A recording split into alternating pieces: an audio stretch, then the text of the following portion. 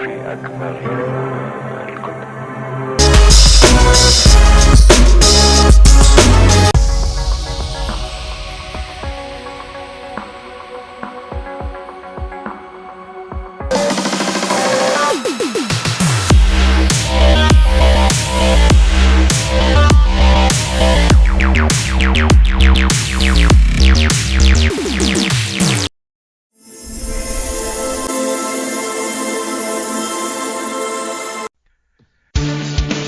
Congratulations, you have found the Lambcast, the official podcast of the large association of movie blogs, also known as the Lamb.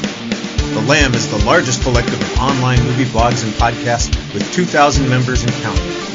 Every week on the Lambcast, various members of the Lamb community get together to talk about our favorite subject, movies. So bookmark the Lamb and follow us on social media. Be sure to join us each week to hear a lively discussion of films and movie-related talk from our members. Join the flock at largeassmovieblogs.com. Game on! Let's get the ball rolling. We're off and running on episode 800 of the Lambcast. So let her rip, leave it all on the field, rise to the challenge. Bring your A game, train hard, win easy. Go for the gold and give it your best shot. Hello everyone and welcome to the Lambcast. I'm your host Richard Kirkham from Kirkham A Movie A Day. Some say it's not a sprint, but a marathon, and with 800 episodes of the Lambcast behind us, I think that must be true. We're still only at the halfway mark of this race, and at least that's my hope that we continue the chase for at least another 800 episodes. The show was 6 years old when I first joined an episode, and that was 10 years ago. I've met hundreds of lambs virtually since then, and dozens of those in real life as well. It's been my privilege to be your host and keep this community alive, and we are far from finished. We could be accused, however, of repeating ourselves because this week's draft is similar to one that we did in 2019. That show, however, is lost in the interwebs, and unless Jay sends me that hard drive that he claims to have, it will never be heard from again. Besides, there have been 100 new sports movies since then, so certainly our impressions and favorites might have changed. Welcome to the Lamb version of Thunderdome, where 6 men enter and 1 will emerge victorious. We have this week our sports draft, and it works like a snake, with the last person in the draw in the first round, drawing first in the second round, and reversing order as we go through each round.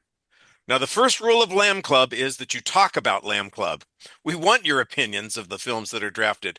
We want to make sure that you make the case as you're going along the way for why the audience listening should choose your slate of films over all of the others.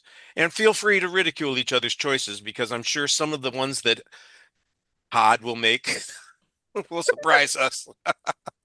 At least we don't have Mark Hoffmeyer on the show, who would just be picking random things, that have Rennie Harlan associated with them. All right, our contestants this week from the Rambling Ramblers movie podcast, still trapped in Southern California, probably rooting for the Clippers, Justin Gott. Hey, none of those things are actually true anymore. All three of those things. We're off track completely. Living somewhere else, rooting for other teams, and that movie podcast is a done deal. I know. Yeah, well, archives exist. Yeah. He likes pay-per-view movies, but not streaming cricket matches from India. The direct-to-video connoisseur himself, Matthew Poirier. Thank you. And my voice is still recovering from being at the Patriots-Texans game 2 weeks ago, where I was rooting very loudly for the Patriots, who are now in the Super Bowl, and I know not a lot of people were fans of them. But yeah, so apologies if my voice isn't the best because of that. Well, congratulations to the team that you were rooting for. I'm sure that they'll be doing well. I've got a joke later on that deals with this, and we'll see how it fits in just a second. Returning to defend his title, the 4-time Lamb Draft champion, also fighting out of Southern California, he's currently locked in a death match with Godzilla, the one and only Aaron Neuwirth. Well, you've done it, Richard. You finally got 6 people here to talk about 6 guys to talk about sports movies. That was awfully hard to do, hard to accomplish.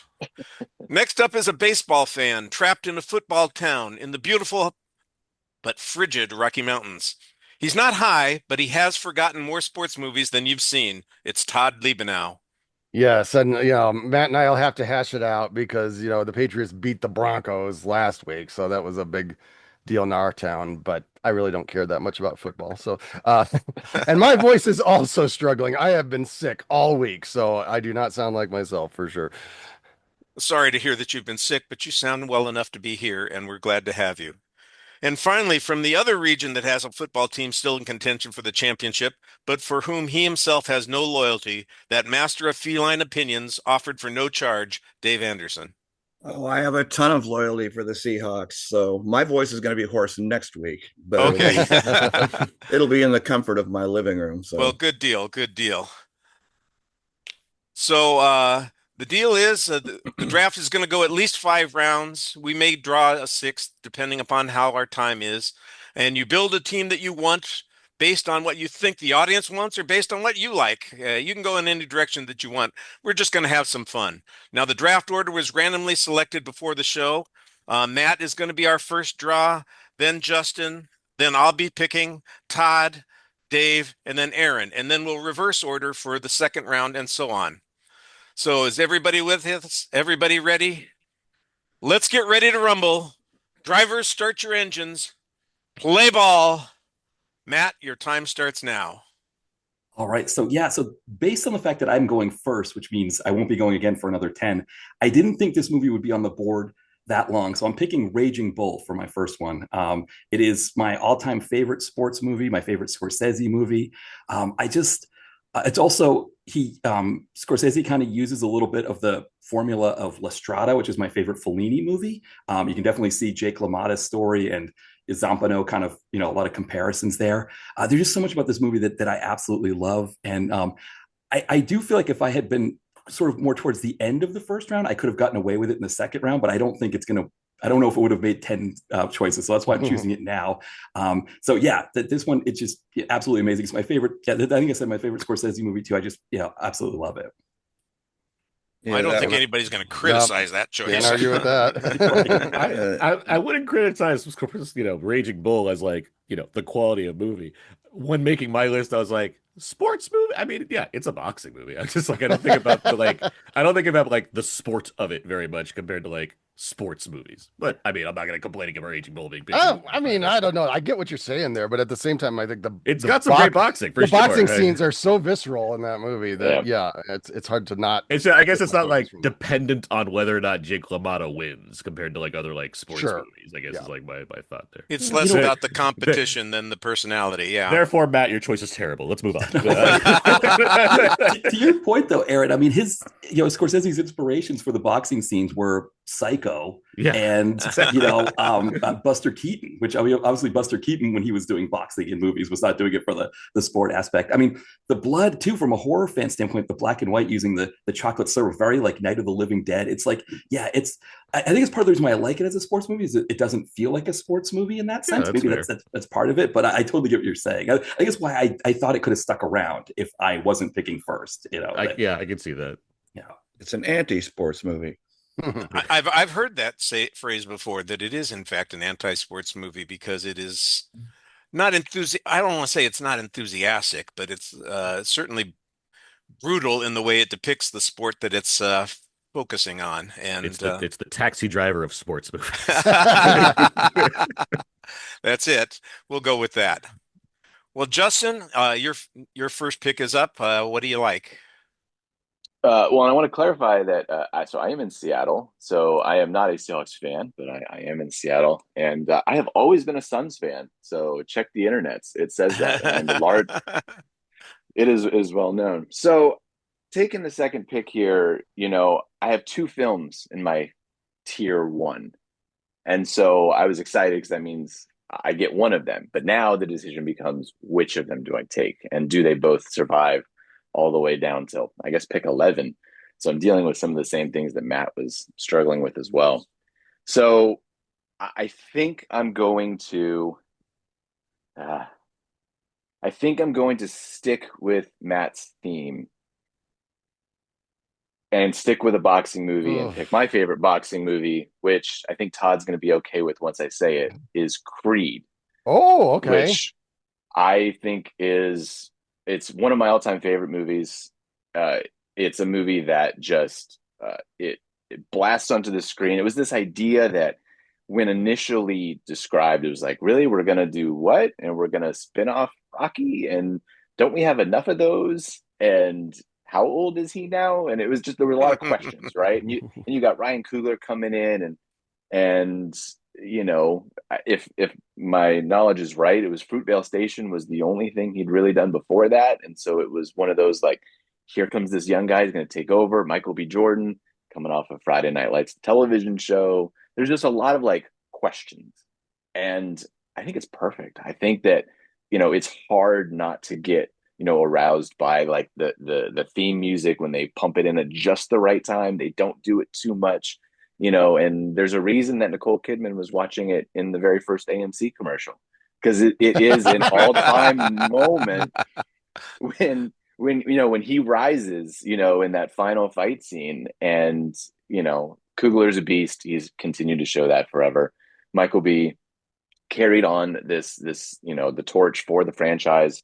I would be very happy to have 2 or 3, if it got to that point. But since I have the first, or second pick in this case, I'm going to go with my favorite, and I'm going to take Creed. I'm going to roll the dice that my other one survives till 11. So Creed's my choice. I'm enthusiastic by the fact that you think Nicole Kidman's watching this on a commercial is going to get you some support. I like the idea you think that she like handpicked each movie. It's like Jurassic World, Creed. I've seen the edited versions of that promo. Believe me, they plug in any movie that they want. Jurassic World probably is a good sports film too, if you think that swimming is maybe the theme that we're talking about. There's raptor racing in that movie, Todd. There you go, raptor racing. It's always struck me as funny that she says a world we've never been, and it's the scene from Jurassic World where we actually have been before in some way, shape, or form. So it's a little antithetical, but yeah. Anyway, I think we should talk more about the Nicole Kidman AOC commercial. Hey, we come to this. They should have had her change her wardrobe a few times, make it so like it's different visits to the movie. She's been wearing that same pantsuit for 3 years now. Okay, I got to brag on it. I bought my daughter a purse for Christmas that is based on that pantsuit. It looks exactly like that. It's just funny. And we're back. It's been 10 minutes since we cut out of the Nicole Kidman discussion. We wanted to turn down the podcast. Forget sports. Let's talk about Nicole Kidman, the winner by a nose. Just speak about Creed for a second. Justin, when I loved Fruitvale Station, so when it was announced that that Coogler's next project was, I have an idea for a Rocky spinoff, I was like, fucking do it. Like, this sounds amazing. Give me this right away. And it delivered, and I was not surprised, but I was really happy to just like see him like prove how well he could do this thing. That one shot fight, that's the second fight in the movie or whatever. Amazing. It's just fantastic stuff. But as we all know, Mark Rylance was better in The Bridge of Spies, and so therefore Stallone won an Oscar. He wore that hat. So terrible. And look, Stallone, not the best human. Not somebody that I'd want to root for personally. It's why he lost the Oscar. I believe people don't like Stallone very much. But man, like that performance, it's I think for somebody, I'm not really a Rocky fan either. I guess that's the other part of it. Is like, for me, they're fine, and because I didn't grow up with them, they weren't something that I was shown as a child. It was something I came to later. I think I've actually only seen bits and pieces of 2 and 3. I know I've seen 1 and 4, but they're just not essential films for me. And so as a millennial to then like this was my Rocky, this was my boxing movie, for it to come out. And because there's a million boxing movies. There's already been 2 taken, and there's only been 2 picks, right? Like, it's the kind of the sports movie. And for me, it's the best. I just think that what Coogler does is, and to be fair, Michael B. Jordan special. Right. Like, I mean, finally, he's the Oscar nomination this year for Sinners, but like, dude is special, and he was showing it as a kid in The Wire, but then for what he's doing here, it's just great work. Yeah, I want to say quickly too that Creed spotlights parts of Philadelphia that don't usually get into movies. For example, instead of Pat's and Geno's, they go to Max's Steaks. I really appreciated that too. I thought that was another. It sort of took the Rocky movies and put them in the 21st century, I thought, in a really good way. And I want to say very quickly about the Nicole Kidman thing. Here, sports related, Gritty, the mascot for the Flyers, he does a version of that where he's dressed up in the outfit and he's watching the Flyers. It's really funny. If you go to a Flyers, Gritty you in a might see it. pantsuit. Yes, exactly. It's very funny. Yes. All right. If there's any video of that online. It will be in the illustrated I was going to say this is podcast. great fodder for the YouTube version. It'll be there. Well, I'm going to be next, and I'm going to break the boxing choices, which will probably make Todd happy because I'm not going to pick a boxing film next. I'm going to go with a sport that I've never been to a game for. I've never watched a complete game of. I'm not really a fan of this sport, but when I looked at my list of favorite sports movies, three of my favorite sports movies featured this particular sport. I And think my I know what's coming, I think. So Yeah, plus you get the bonus that it has the greatest character actor of all time in it, Strother Martin. So I'm going to take Slapshot. I knew it.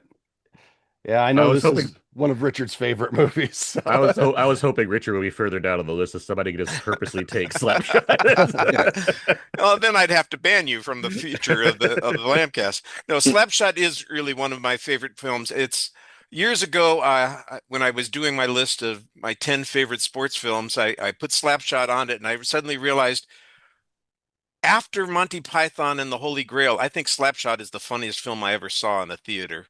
I laughed my ass off in 1977 when it came out. I've laughed at it repeatedly ever since then.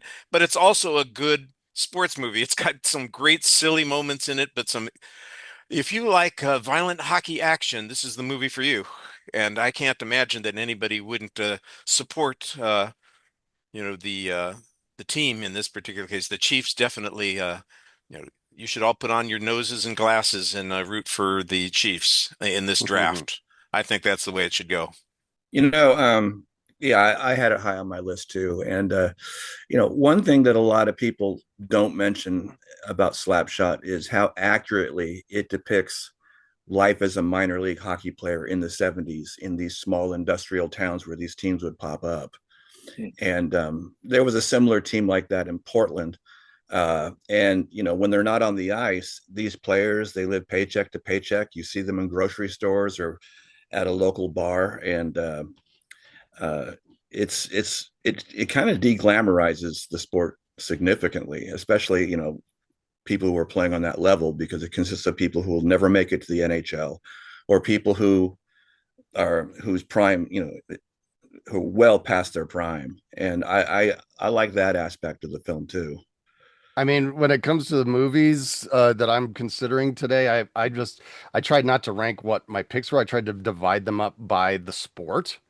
And when it came to hockey, there's at least three that are minor league hockey movies that I have under consideration, Slapshot being one of them. So Yeah, I mean, growing up in Maine for me, we went to minor league hockey in the '80s. They were the Maine Mariners then, and so that was. I mean, I went to one game in the Boston Garden, but for the most part, that's how I experienced hockey. And of course, I grew up. We played on ponds, so I was playing hockey from a very young age. And so to see it depicted this way, and I think I watched it on TV on the Movie Loft on Channel 38 in Boston. Watching it and being like, "Oh wow, this is like another element to what I'm going to the Portland Civic Center in Maine to see." But then also this like really fun aspect of like the Hanson brothers and Paul Newman and all of that. So yeah, it was high on my list as well. I don't know if I was further down if I would have taken it, knowing that I might have had a chance to get Raging Bull later, but I don't think so. I think, but still, I always love this one. So I have a question. Is this a movie, admittedly, this is a blind spot for me. So is this a movie that coming to way later at this point, that someone like me would enjoy? I know sports is besides movies, sports is my favorite thing. But I've never been pulled by the allure of Slapshot. I just haven't ever done it. So is it something that holds up, do you think? Because it sounds like all of you came to it relatively early.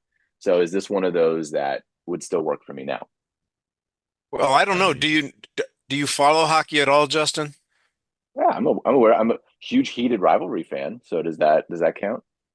No. Yeah. I would think it would hold up for you. I mean, there are things in it that are dated, and some of the things might feel a little bit outside of your wheelhouse. But I think you would find that the movie is pretty straightforward about the players and the strategy that's going on in the game, but it is primarily a comedy, and but it's not a slapstick comedy. But so I that's the mean, thing, right? So comedy is the hard part, and that's why I guess it's something like Raging Bull, right? Like I didn't see that till I don't know 5 or 6 years ago, and thought it was a tough hang, but obviously expertly crafted. It was something that still works for me because the drama was there, and it was a story that could last and will last for all the time. Comedy is something that I find that if you don't come to at a certain point in time when as you're aging, it changes the effect that the movie has on you. I've always been knocked because I'm not a Ghostbusters fan, and I know people, whatever, but I didn't come to it until way late into my mid or late 20s, and it was just something that didn't land for me. And so there's other examples of that, and so that's why I wonder because I know Slapshot's a comedy. I know people rave about it, but I've always been a little wary because I'm like, okay, well, it's 1970s comedy. Like, is it something that really lasts? And I'm totally being genuine, by the way, in asking this question. Well, I know that it some of it may, I don't know if this dates it or not, but Slapshot was phenomenally raunchy for its time. And so there are certain aspects that might not be so shocking today. But some of the comedy definitely stems from how over the top raunchy it is, the dialogue anyway. So whether that's lost on a later generation or not, I guess it depends on how many other raunchy sports movies you've seen. I'll say as someone that doesn't follow hockey and was born 10 years after Slapshot came out, let alone didn't see Slapshot till I was in my 20s, I believe. I think it's generally pretty funny. That said, if you don't like Ghostbusters, I don't think you have a funny bone in your body, so I don't know. Nothing that hasn't been said before. So there's a shot that's worth taking. Well, before we penalize Aaron for high sticking and put him in the penalty box, where who knows what he'll be doing for 5 minutes, squinting at the time. Yes, that would be a little bit of a problem here on the video. Todd, it's your choice now. Well, I think everybody's already figured out. Well, I'm just going to go ahead and take Rocky. 5. No. um, though, I mean, I actually was wrestling whether I should take Rocky or Rocky 4. But I'm just going to stick with the original. I mean, I think it's the ultimate underdog story. And, talking about how with Justin, he grew up in a time where he didn't really have Rocky as being that cultural touchstone, but Creed meant something more. Well, I did grow up in the 70s, and so Rocky is much more significant to the time frame that I grew up in. So yeah, I got to go with the original there. have you been to the statue? Yeah, they're Like- moving it, right? They're putting it back up at the top of the steps. Yeah, and Well, now that there's he's an definitely- ambassador of film, I mean, what else can you do? right, and I think there's a point to be made about the fact that Rocky as a movie is really great, but the way Philadelphia embraces him when they have two actual human beings, not fictitious characters, who are championship boxers. Joe Frazier, one of the top 10 heavyweight of all time, his statue is buried in the sports complex area where nobody sees it. And then Bernard Hopkins. I mean, they never. But if you go to a sporting event in Philadelphia and the teams are close, it's Rocky. It's not Bernard Hopkins holding a bunch of belts and things like that. So it's one area where Philly's a little bit more like Boston than they probably want to be. I'll just leave it at that. Rocky was a film that came out when boxing was a huge sport. I'm not saying it's not still a huge sport, but it doesn't get the same kind of attention. I frankly I don't know. I could tell you who the world boxing champion is right now. I have no clue. But in those days, that was the headline in the sports section whenever there was a big fight. That's what you were paying attention to. The rankings of the boxers mattered. The fact that this was modeled a little bit after Ali and Frazier fights, and the what's his name, Joe? Joe Johnson? No, the character Johnson? that Rocky supposedly is based on. It was inspired by. What's his bleh. But I remember that fight happening when I was in high school when Ali and what's his name fought, and that became the inspiration for Stallone writing Rocky. We paid attention even to the fights that were against no names, that kind of. And I feel bad that I can't remember his name right now. It's Chuck silly. Wepner. Chuck Wepner. Thank you. I said Joe. It's Chuck Wepner. Yes. I mean, yeah, it's Rocky. Yeah. That was my number one. That's the That was, thing. that was my Yeah. number one pick. No, I no, figured if I wasn't gonna go first, I was gonna lose it, and I lost it. So, Mhm. I mean, we're to talk about. I mean, I don't know if you guys agree, but I feel like boxing is like the consensus pick for like if you need when it comes to sports movies, that's the best sport for a movie. And I don't Yeah. Mhm. care about boxing. In fact, Yeah. I No, me dislike too. boxing. I think boxing Yeah. is it just feels like barbaric to watch boxing to me. But as far as a movie goes, it's such an easy sport to use for underdog stories, for comedy, for noir. Like there's so many different ways you can utilize boxing that you just can't do with any other. It's just so inherently cinematic. Like Yeah. it just works that way. So it's not Right. surprising that like most of our picks so far are boxing movies. I think a lot of it is the one-on-one nature of it too, that you can completely zero in on a person's character, and then it Mhm. is exuding through their fighting style, or through Yeah. their resilience, or through getting up off the mat. And You can there's create all the empathy life. so easily for a boxer. Yeah, Like it just works. it's. I mean, And that Adam Carolla has made a boxing movie. Like, we're talking about something that, like, these exist, for a reason. Because, like you said, there's a reason now that will not be picked. I'm going to take a stab at that and say, the hammer will not be selected. well, and you mentioned character, and I mean that's the thing that jumps out at me about Rocky more than anything, and not just the characters of Rocky and Apollo Creed, but I mean Adrian, Paulie, across the board. There's so many amazing Mick. characters in that movie, so As a The movie, chicken. it's like the paradigm for the plucky underdog, succeeds in the end. And I don't know if any movie has ever successfully pulled. It's like people look at Rocky and say, "Oh, I can remake Rocky," but they don't usually do. And they even do like based on a true story. It's like, "Oh, this true story feels like Rocky. Let me remake Rocky," and they don't pull it off. And I think that's the thing about Rocky. I had Rocky high on my list, despite some of the things I said about how it's treated here in Philadelphia. I did have it as it would have been my number one, I think, if I was lower down the list, if I thought I could get away with it. But yeah, I always love this one. And I think that fact that I see Rocky in so many attempts to make movies today, I think is part of its enduring legacy. for good and for bad. Dave, it's your turn. Okay. Well, Richard, on one hand, I'm kind of pissed at you because you took one of my potential top choices. On the other hand, I'm kind of happy with you because I was hemming and hawing between Slapshot and my other choice. And so you just made it a lot easier. And so I'm going with 1974's The Longest Yard. Son of a biscuit. uh, not only is it one of Burt Reynolds' best movies, I think it has one of his best performances.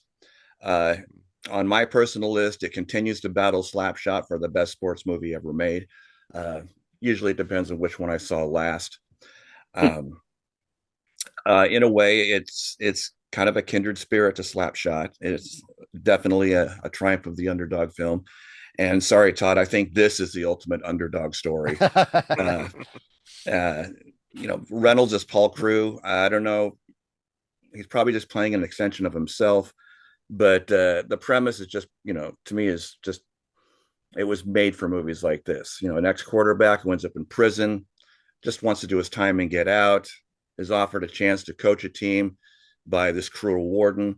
Only Crewe actually has aspirations of beating the team of guards, and it just sets up a climactic game that's just still not only funny, but it's really suspenseful. And I've seen the movie a million times, and I still get on the edge of my seat when I watch that final scene.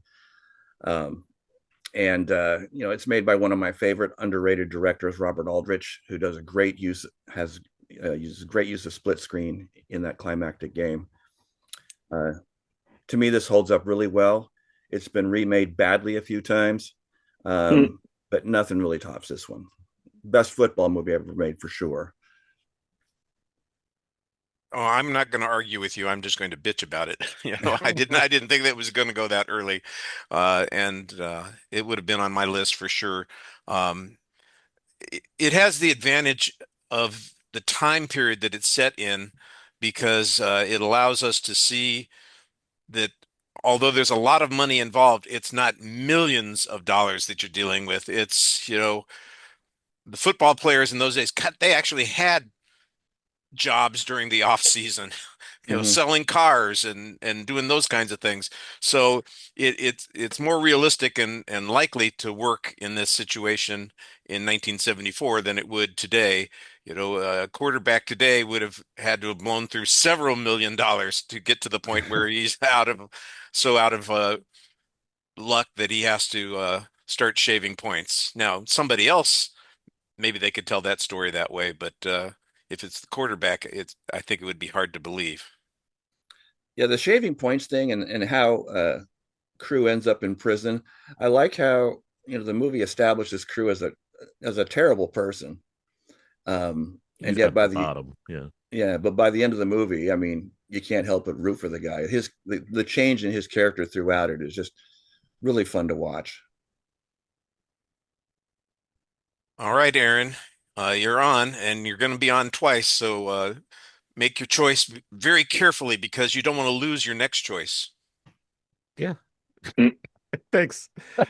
Um, Thanks for giving the draft champ some advice there. That's good. Um, Oh my. Smart asses. I'm just gonna go ahead and pick my favorite sports movie of all time, let alone one of I think the best sports movies ever made, let alone one of the best documentaries ever made, and that's Hoop Dreams.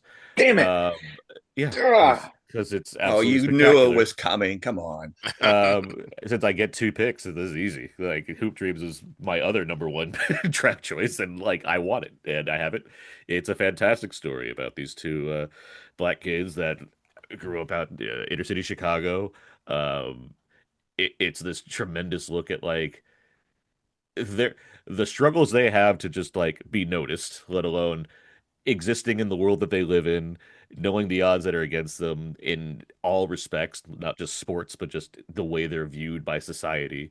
And watching them, try to create opportunity for themselves while dealing with, the things that teenagers generally have to deal with anyway, let alone ones that are in a certain class at a certain viewpoint and what have you. It's directed by Steve James. The film was famously praised by Siskel and Ebert. That got a lot more attention, but even then, it Yep. still couldn't qualify for the Academy Awards. It's nearly 3 hours, but I think it's just an engrossing watch. So it's not at all a chore to put on Hoop Dreams. It's just like I don't want to say necessarily enjoyable because it's like a documentary about like two kids that you just really hope succeed, but it's still like engaging in all the right ways. I think it does everything justice for what it's trying to do, and I don't think there's, I think it's a perfect doc. Like it's Yeah. if you haven't seen Hoop Dreams, it's certainly one to look for if you're interested at all in any aspect of what it's trying to do. So Certainly Yeah. his Yeah. Go ahead, man. No, that's all right. This was my other movie in tier one, and perhaps I should have taken it, but we did an episode of the Rambling Ramblers on this back in whenever we were doing that show. And if there's one thing that means more to me than movies, it's basketball. And so coming to this movie, uh, it blew me away. And I think that it is easily the best documentary I've ever seen. And it's something that says so much about the world that we lived in 1994 and still in 2026. Like the themes of it are timeless, which is unfortunate, right? And I think that the as somebody who used to teach in South Central Los Angeles, I'm very familiar with the idea of people who think that the only avenue that they have is through athletics and trying to make it through that and just trying to be able to get back through that point. And it's a movie that is just, yeah, I love that Roger Ebert, blasted it out there so much that he did. I know it was a movie he deemed like the best movie of that decade, and even more. It's a movie I have on Criterion, of course. It's a movie I own on there you go. VHS. It's a movie that it is a special film, and I'm glad that I'm glad I didn't get it in this sense because that means it went very early, and it's just a perfect choice. All right, let's quit blowing smoke up Aaron's butt for making a good choice. Obviously, it's a good choice. Let's get to the second round and see if he keeps up the habit. He's usually pretty good at this. So yeah, now we have to come down to like what do I choose next here? I got a few options, obviously. I'm gonna lean on baseball, I think. So now it's like, which baseball movie do I choose? Because I haven't chose baseball yet, which I think is the second most cinematic sport to choose when it comes to sports movies. Yeah.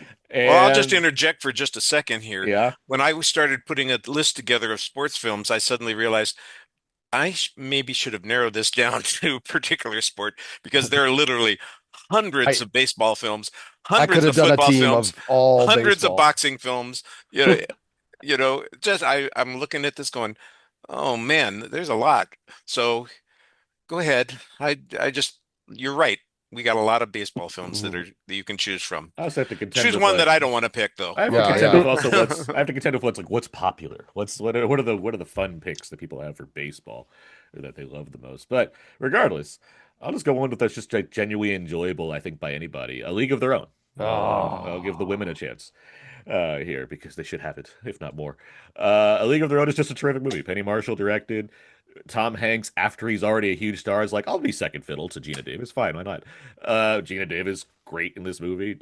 Just a perfect example of like how good she can be and how somehow it seems like despite like her various Oscar nominations and successes, she still seems underrated because she's just so good in this movie. Like the rivalry she has with Lori Petty. Lori Petty, who's all I feel like Lori Petty doesn't get enough credit for Oh, like she's as good as amazing she in is in this this. movie. Like Yeah. it seems like her star went a different direction and like she never gets credit for the fact that she's also in this movie being like just as good.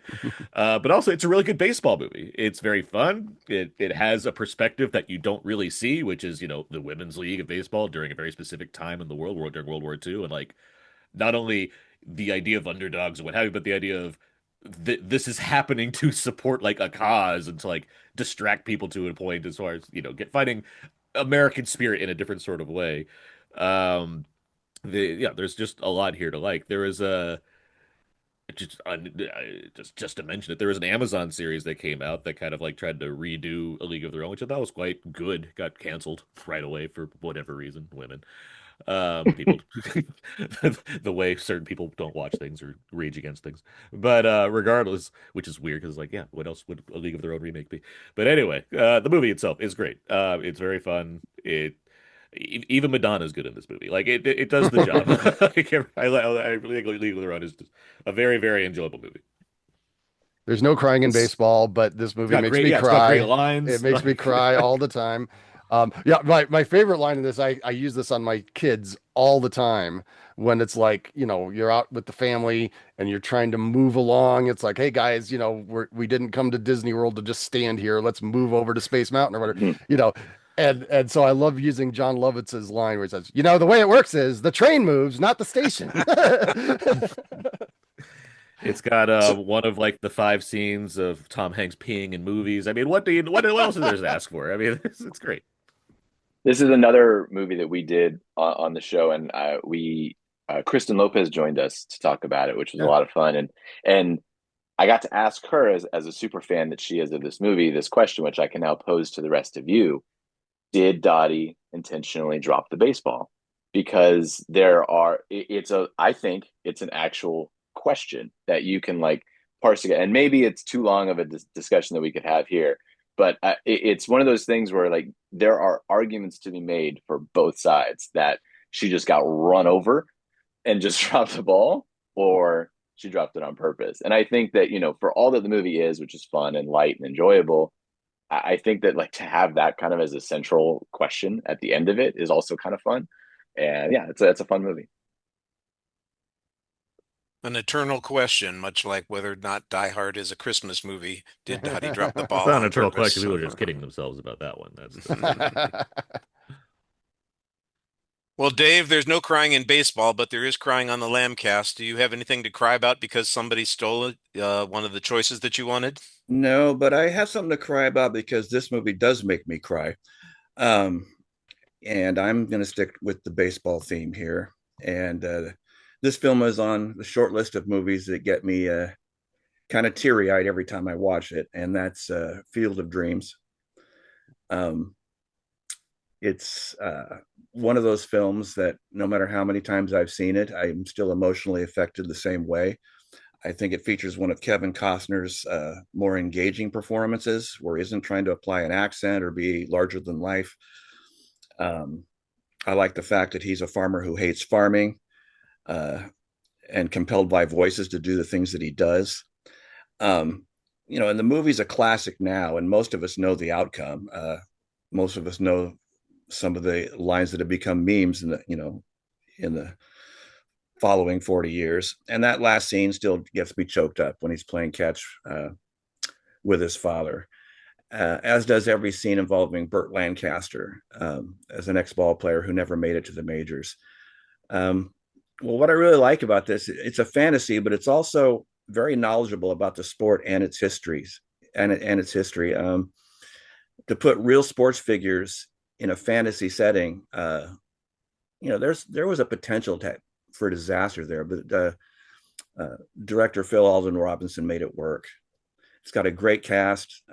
It has Ray Liotta before Goodfellas, and he's really good in this. And he has the funniest line when he talks about Ty Cobb, and only hardcore baseball fans would understand why that line was so funny.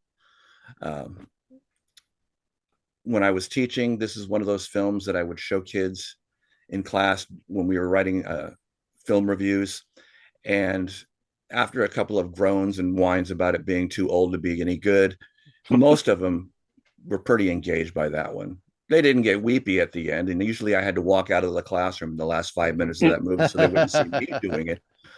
But yeah, that one still gets me in the feels. Absolutely.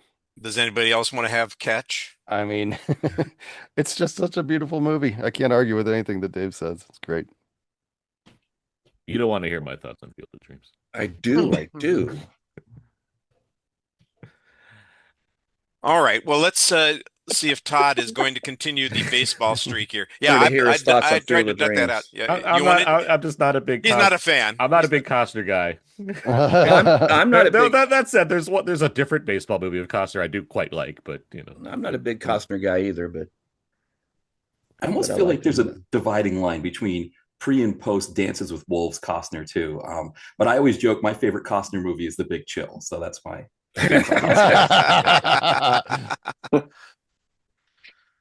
All right, Todd, take a swing. Well, I mean, I want to take a baseball movie, but also, I mean, like I was saying a few minutes ago, I could have built a team of all baseball films. My favorite sports movies are all baseball movies, and A League of Their Own is certainly one that I had in consideration. Field of Dreams was too, but I have so many others that I'd be perfectly happy with. To if I'm going to hang on a little bit and take something that's a little more off the beaten path, and I'm going to go with Shaolin Soccer. Ooh, as my nice. second pick. Love it. that was one of my dark horse picks.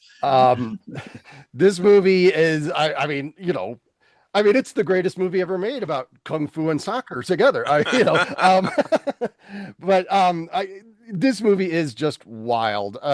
There are some things about it that kind of, I think, get a little lost in the translation, but ultimately the last 30 minutes of the movie is incredible. And that's how I was introduced to the movie. I actually first saw the last bit of this movie when I was on my one and only international trip. I was in Singapore in 2001, and we took a little side trip over to some Indonesian islands there, and you take a ferry boat there. And these little ferry boats had these TVs, and they would show movies. And I couldn't understand what was going on in these movies. They were in some Chinese dialect with subtitles in another Chinese dialect. So, I had no idea.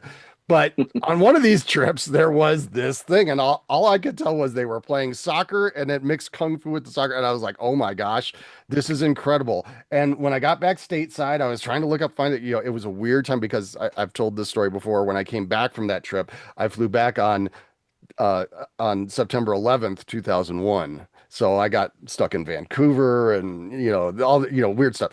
But anyway, but when things calmed down a bit, I was looking, what's this kung fu soccer movie, and found out about it eventually. And it was like about 2 years later, I think, before it finally came stateside. But this is one of those that it's one of the films that I evangelize about. I always tell people, have you seen Shaolin Soccer? You got to see this movie. It's just brilliant. It's a wonderful concept, and Stephen Chow just takes it to amazing lengths. So, yeah. Now, did you know it was a movie when you were watching it, or did you just I think it was one of those soccer games and you're going, this is a weird way they're playing soccer here yeah, in no, Southeast yeah, Asia? yeah. I thought it was just the sports. It was ESPN Singapore. I thought, no, yeah. What I appreciate about this one is this one turned me on to Stephen Chow's next movie, Kung Fu Hustle, Oh yeah. which to me was his magnum opus. And I suppose I should thank Shaolin Soccer for making Kung Fu Hustle possible, at least in my house. It's peak Chow. There's the two and the back to back of Shaolin Soccer and Kung Fu Hustle, and I like Chow quite a bit. I've seen many of his movies at this point, but Shaolin Soccer is so funny. It has so many like just gags that work. It's such a it's such a comedy's comedy kind of movie as far as it's regardless of like the dialogue at play. There's just so many like gags that are just inherently funny, like no matter where you're coming from. It's just bonkers Looney Tunes and madness. Chow did another one a few years later called The Mermaid, which isn't quite in the same league as these two, but it's also really, really funny. Yeah. It's got that environmental message to go with. It's the Hedora of And not subtle one movies. either. All right. Well, I'm going to be picking next, and I'll tell you what, I'm going to stay in the minor leagues. I'm going to stay in the baseball field, and I am a Costner guy. I'm going to take Bull Durham. It is. Uh, Look, this is like we were talking about before with Slapshot being a representation of what it's really like to be in the minor leagues in hockey. This is a pretty good representation of the minor leagues in baseball. And everybody is struggling to get noticed and be a part of the progress. Let's make it to the big leagues. And Costner's character in this is, you know, Crash Davis is a character who once was in the big leagues for 20 wonderful days, and that's what makes him famous among his other teammates. The fact that he reached that pinnacle but never stayed there and never got to achieve his dream. And the movie's about people who are struggling to achieve their dreams and manage to do so even if they don't become what they think they want to be. It's also hysterical. It's very funny. And Costner doesn't try to put on an accent, so we don't get any of that kind of stuff. You don't have to worry about it. It's and it's also got Susan Sarandon, who is terrific in the movie and sexy as hell. What are these Costner accent movies we're talking about? Like I gave him like one. What are the other accent movies he's doing? Oh, he tried JFK, Robin Hood. That Robin is the one I can think. I guess JFK, but it sounds fine. I don't think of Costner as like a guy legendarily known for his choices of accents. Like Robin Hood just like gives up. He's just like 20 minutes. He's like, never mind. This is Bull another Durham one. rules. Like, what do I want to say? Bull Durham's great. Even I can say that. Young Costner does not do it for me, but here he's like in the zone. I believe Ron Shelton's to blame for that. He gave him something to say. That's good. Well, I think it's also true. Costner was a baseball player for the Cal State Fullerton Titans, and he can play the game. He looks like he knows what he's doing, and he has, I think, a good understanding of what the mentality is in this situation. So I thought it was very well cast in the film, obviously. It's a better example of his love for the game than the movie for the love of the game. Yes. I always see that when people do their Sam Raimi top list. That's always the bottom of the Sam Raimi list. Because it's correct. There's the quick and the dead at the top, and then for love of the game at the bottom, and several evil deads in between. All right, Justin, what do you got? Yeah, so now that Hoop Dreams is gone, I have a pretty wide open tier two, and so I have a bunch of choices that I can make here. But I think I'm gonna go to Sizzler. Go to Sizzler. White Men Can't Jump is my choice. Hugh Shelton I think or Ron Shelton. I think again, I mentioned basketball being so important to me, and this was a favorite of mine and has been for a really long time. I completely understand and know it is not a good movie, but it is one that it's not a good movie. It has its. I mean, obviously, I love it, but I don't think it's an objectively good movie. Jeopardy tangents aside, I think that the combo of Woody and Wesley is kind of unmatched, and I think it's one of those combos that just work.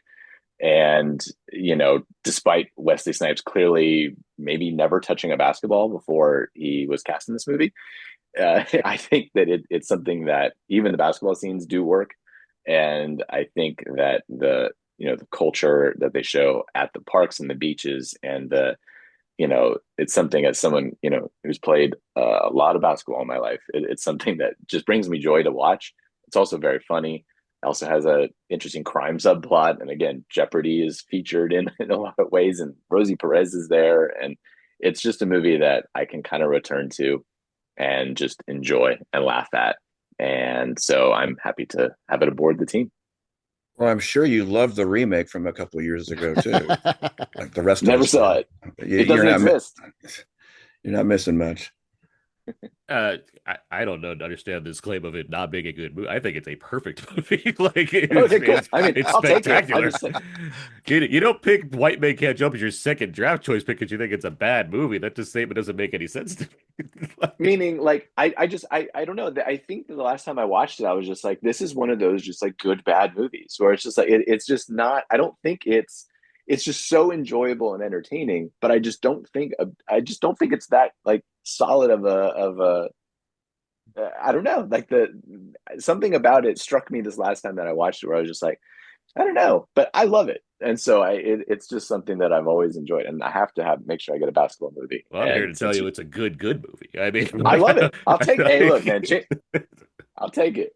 Okay, you all heard Aaron is endorsing you voting for Justin's list. So make sure that when I'm that comes I'm up, endorsing that the you ignore pleasure of White Man Can't Jump. his list and make sure that Justin gets your vote. Like, it was going to be my next pick. Like, I love White Man Can't Jump. It's fantastic.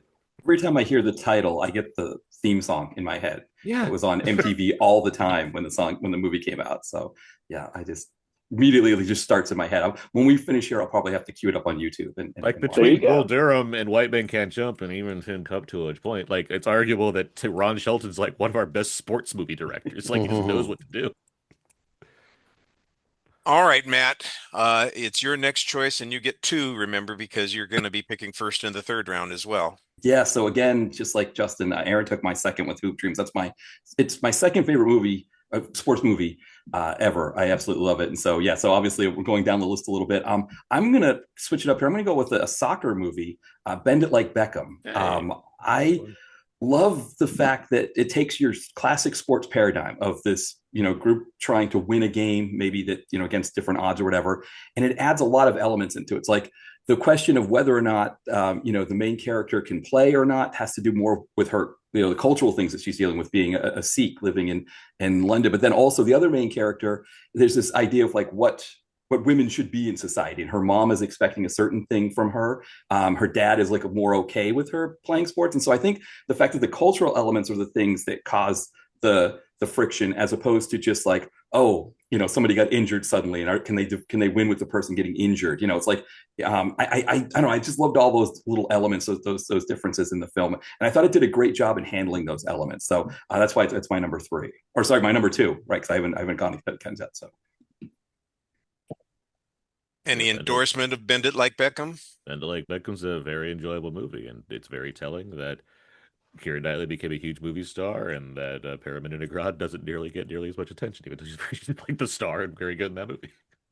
She does such a great job in that movie. The movie hinges on her more than Keira Knightley, like you said, yeah. and it's like she does such a great. I mean, that scene where she's going from the wedding to the soccer game, and she's like getting dressed, going from the wedding clothes to the soccer outfit, is such a fantastic scene.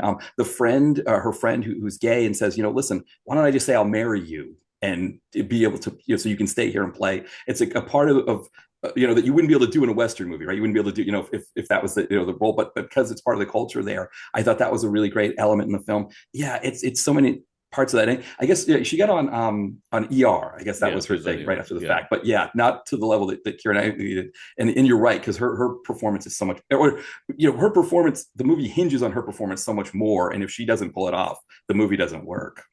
Yeah, and I have nothing against Keira Knightley. Keira Knightley's a very good actress. It's just like I look at this and be like, huh, that's just the way things work sometimes. Often. I'm gonna share probably a comment that is so inappropriate from a period of time today. I remember when this film came out and people were talking about it online, and the reference to Keira Knightley was she was the sexiest tomboy beanpole in film. And I just Yeah. think that's probably, got more to do with her subsequent success than her performance in this particular film, although I thought she was great in the film.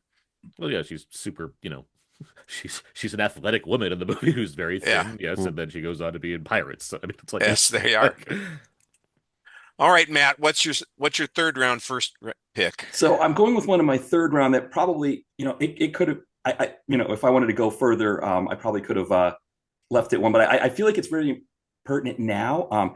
And I need to do a baseball movie, so I'm going with 8 Men Out. Yeah, Oh, up to Todd. I got Todd. I knew Todd was going to be pissed about that. say it ain't so. I think just from a gambling standpoint, the fact that, it's one of those things that, with gambling being so prevalent in sports now. And I mean, I bet on football games on my phone now. And I used to bet football, offshore places and things like that in the past. So it's not like it was completely new to me because it's this, but, you think about what gambling was in baseball, right? Where it was like, Pete Rose can't get in the Hall of Fame. And I remember as a kid, he had a radio show in Boca Raton, Florida, and my friends and I would call because not a lot of people call the show. So I'm like talking to Pete Rose, and everybody, when you called Pete Rose, you always said, "Hey, I'm talking to a future Hall of Famer," because everybody thought he was going to get in and all that. But it was because of gambling, right? It wasn't because of, a sex scandal or, domestic abuse scandal or any of the things that are really bad that a player could have done.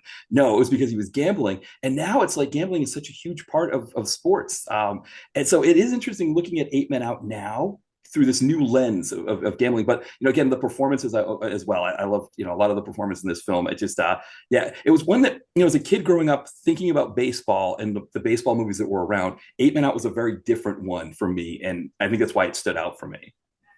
It's my favorite baseball movie. I think it's the greatest baseball movie ever made.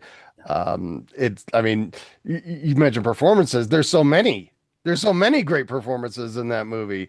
And my favorite, I think, is the director himself. I love John Sayles' role as a reporter alongside Studs Terkel in that film. But I mean, you could just go down the list of all the great actors: Michael Rooker, D.B. Sweeney, David Strathairn, so many. And then like all the nefarious figures on the side, where you got like Christopher Lloyd and all these people playing the gamblers and such. Yeah, I'm glad it's showing up. It's getting representation here, but I'm sad that it's not mine because I think it's a brilliant film. Yeah, it was my favorite film of 1988. I love that movie. It's very, very good. It always amused me that Ebert was down on the film because it was too good at the baseball. It was too good at delving into the inner workings of baseball and all the things going on with the betting or what have you. Is like, oh, it's literally too inside baseball. That's his review for the movie. It's like, okay, lighten up. This movie's fun. Like, it's got a lot going for it. Cusack's so like pathetic. Like watching this movie, where it's like I can't do anything about this. And I mean, we already have gambling scandals now with baseball. I mean, there's pitchers for the Cleveland Guardians who were, there's prop bets that essentially say that if a pitcher throws his first pitch, is it going to be a strike or a ball? And he essentially said, well, I'll just throw a ball on purpose and make my friends money. And it, again, people are trying to figure out what's going to happen with him. Is he not going to play it ever again? Is he, all those kinds of things. So it's like suddenly we've opened up the door to all of this stuff. And but it happened in the past. And so now it makes this movie more relevant in a way that I didn't think it was going to happen. All right. Well, we don't have FanDuel on the Lambcast, but you guys can if you were putting your money on who's going to win this poll, I think that Matt's on the inside track here, although, I know Aaron will be coming up rapidly with his next few choices. Justin, however, it's your shot. You're going to pull into the lead here with a good choice that's going to put everybody on your side. I hope so. At least I know I'm gonna grab whatever millennials exist because I'm gonna grab a childhood favorite. I'm gonna stay on the baseball. theme, and I'm going to take The Sandlot. I knew it. There we go. You guys are And narrowing down my choices here. I thought there were 5,000 baseball movies you had to choose from. So I don't want to I hear any do, of. but you're making my choices All easier for hits. sure. You know? Yeah. No, I mean it's kind of a no-brainer. It was between this and another, but I mean, come on. Like it's I watched it 1,000 times as a kid, ran that VHS into the ground, and it's a movie that I'm excited. I have a 3-month-old son, and I can't wait to show him this. Wait, what's too soon to show him this? I don't know, but like it's and like I'm not really a baseball fan. Like I watch it, I know it, I get it, all that stuff, but like it's not something that drives me. Certainly not to the extent of basketball. But this movie just means so much to me. I think because it's a movie about boyhood. It's a movie about growing up. It's a movie about trying to be comfortable in a place where you're uncomfortable. Themes that like will reside forever. And I think it's also very funny, and it also has just wonderful child performances. And it's in that vein of like that Disney era of movies where there's hundreds. I have a few more on my list too, where it's just like those movies mean a lot to me, but like maybe they're no Raging Bull, but like they have such a strong run there of movies that just mean so much to a certain age person, and so I will take The Sandlot. I mean, The Sandlot, even though it takes place, a decade and a half or so before when it would have been for me, it is very much my summer, representation of what my summers were like as a kid. And I was not a big sports kid at all, but I had a group of neighborhood friends that all lived on our block. And every afternoon, we went down to the cul-de-sac at the end of our street and we played baseball. And that That's was amazing. just Yeah. our thing. And, it's like, home plate was the sewer grate and there was a light pole that was first and, that whole kind of thing.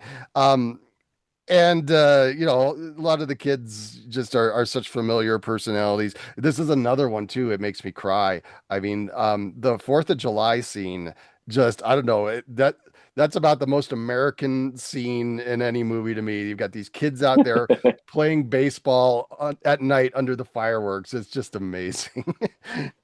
Plus, you have got what is it? The Ray Charles version of the song playing. That's great. Yeah. Yes, Sandlot. Like a millennial, and like I grew up in the '90s with Sandlot, among other things. Sandlot's one of the rare ones where it's like it's actually good. Like there's Yeah. none of this like Hook is great bullshit that's going around. It's like no, Sandlot's actually like a good movie like, that holds up and doesn't just feel like nostalgia love. It's like no, it's actually genuinely solid as far as what it's doing, telling a coming of age story that has different elements going on for it.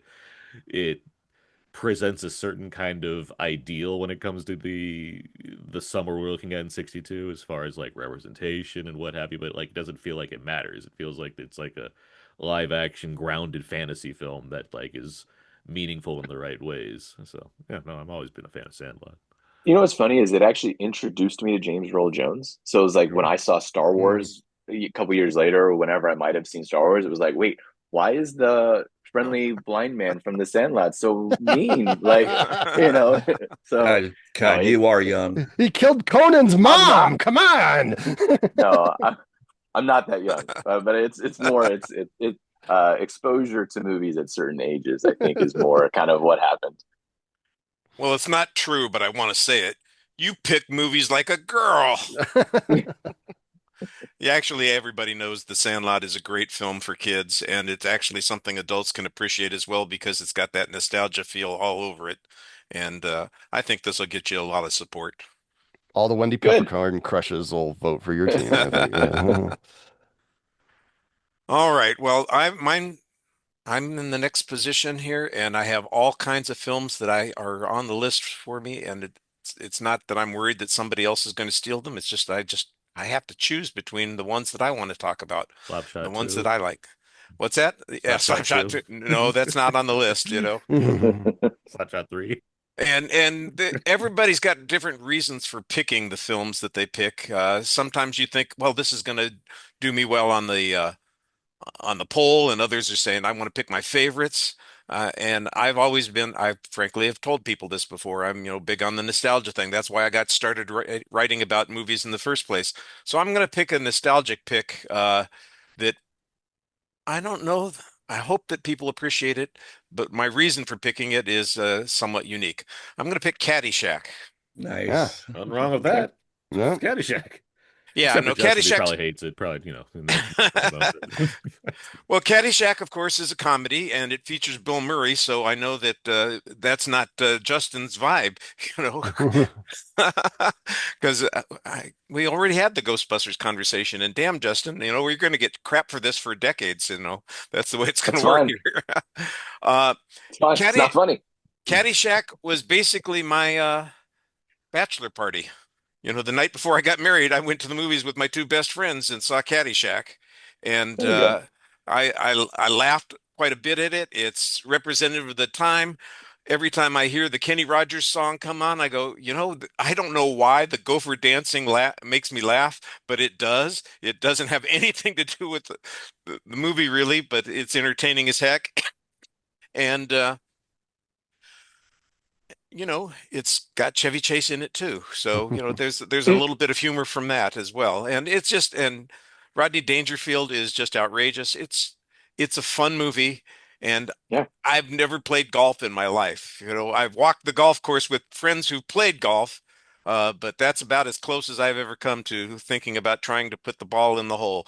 Go in the hole. It's your home. Go there. It's never been my jam, but I like the movie because of the vibes that it gives me. The Classic. the everybody's on fire in this movie as far as like the major comedy stars. Chevy Chase is just at his most he's at his most cool, like next to I don't know, Fletch. Dangerfield just walks into the room and just does his thing and just kills. Bill Murray's obviously on another planet doing his thing. The one that needs to get more respect is Ted Knight. Oh, yeah, is so key to Yep. this movie. He's awesome. It's one thing to have these comedy superstars knocking out one-liners because they're the ones you're the good guys. But Ted Knight's villainy, it's just I don't watching Shooter McGavin and my Happy Peter Go McGavin. You Yeah. need that counterbalance, and Ted Knight's so fucking good in this movie. He has so many great lines, so many great facial reactions. He's so key to how much this works as well as it does. It's And actually it's amazing too that it all comes together, considering that Harold Ramis, I think, fully admitted, and I think all the folks working around him fully admitted that he had no clue what he was doing This is when it scrapped comes to together. being Yeah. a director. So It's what Doug Kenny coming off of Animal House being they want another one. What the Yeah. fuck? Golf. I don't know. and apparently the shoot was drug filled and chaotic. And I'm sure. Oh, sure. Of course, that's true. there's a pretty cool documentary about the making of it. I think it's on either Prime or Netflix. That if you're a Caddyshack fan, it's worth the watch. Yeah, I think I watched that a few years ago It's, when it pre- came out. it's pretty revealing.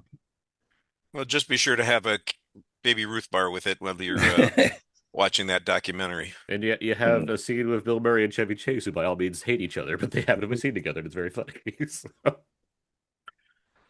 Todd, it's your turn. well, I won't be taking Caddyshack 2. I'll tell you that right now. Gleason. But well, yeah, I think now is the time to go with baseball. I mean, I said it. There were several that I would have been more than happy with. I mean, Eight Men Out probably would have been the top of my list. A League of Their Own probably would have been my second. Sandlot probably would have been my fourth pick. So I'm going to go with my third one, which I'm still 100% happy with, and that is the Bad News Bears. The original. The original, Yeah. yes, yeah. Well, important because if you actually look at the technical titles, the original is The Bad News Bears. The Billy Bob Thornton is Bad News Bears. So yeah. important distinction there. But anyway, going back to childhood memories, I mean, this is one that does very much also capture memories of mine from growing up in the 70s and 80s. I think Michael Ritchie, who directed this, he is, I think, an underappreciated director now. He's one of my favorites. There are so many Michael Ritchie films that I just adore. And he's another one of those, like Ron Shelton, who has several sports themed movies that are just really, really good. And the Bad News Bears is the top of the heap for me. It Richie just has a great way of capturing kind of the American suburban experience, which is what I grew up in. And, granted, this takes place in Southern California. I grew up in the Midwest, but still, there's a lot of things that are so very similar. I mean, all the kids on the team, I knew one of those kids, each one of them represents somebody from my childhood. Seeing the way that the parents act and just the dynamic of the different characters there, it's all so familiar to me. And also, just the fascination with Little League Baseball that a community can get into. It's one of my favorite Walter Matthau performances. I think that Vic Morrow is criminally underappreciated in this movie as a great kind of villainous presence. So yeah, I even though it wasn't necessarily my top pick, I am 100% happy to have the Bad News Bears on my team. So Yeah, oh, go ahead. I'm sorry. I saw this when it first came out. I think I was 12 years old. And my parents dropped my sister and I off at the theater to see it. And they assumed it was just a kid-friendly film. And we're watching this. Nope. My sister and I going, oh my God, these kids are swearing. They're using all these racial slurs and all this. And it was like, we felt like we were getting away with something, when we were watching that.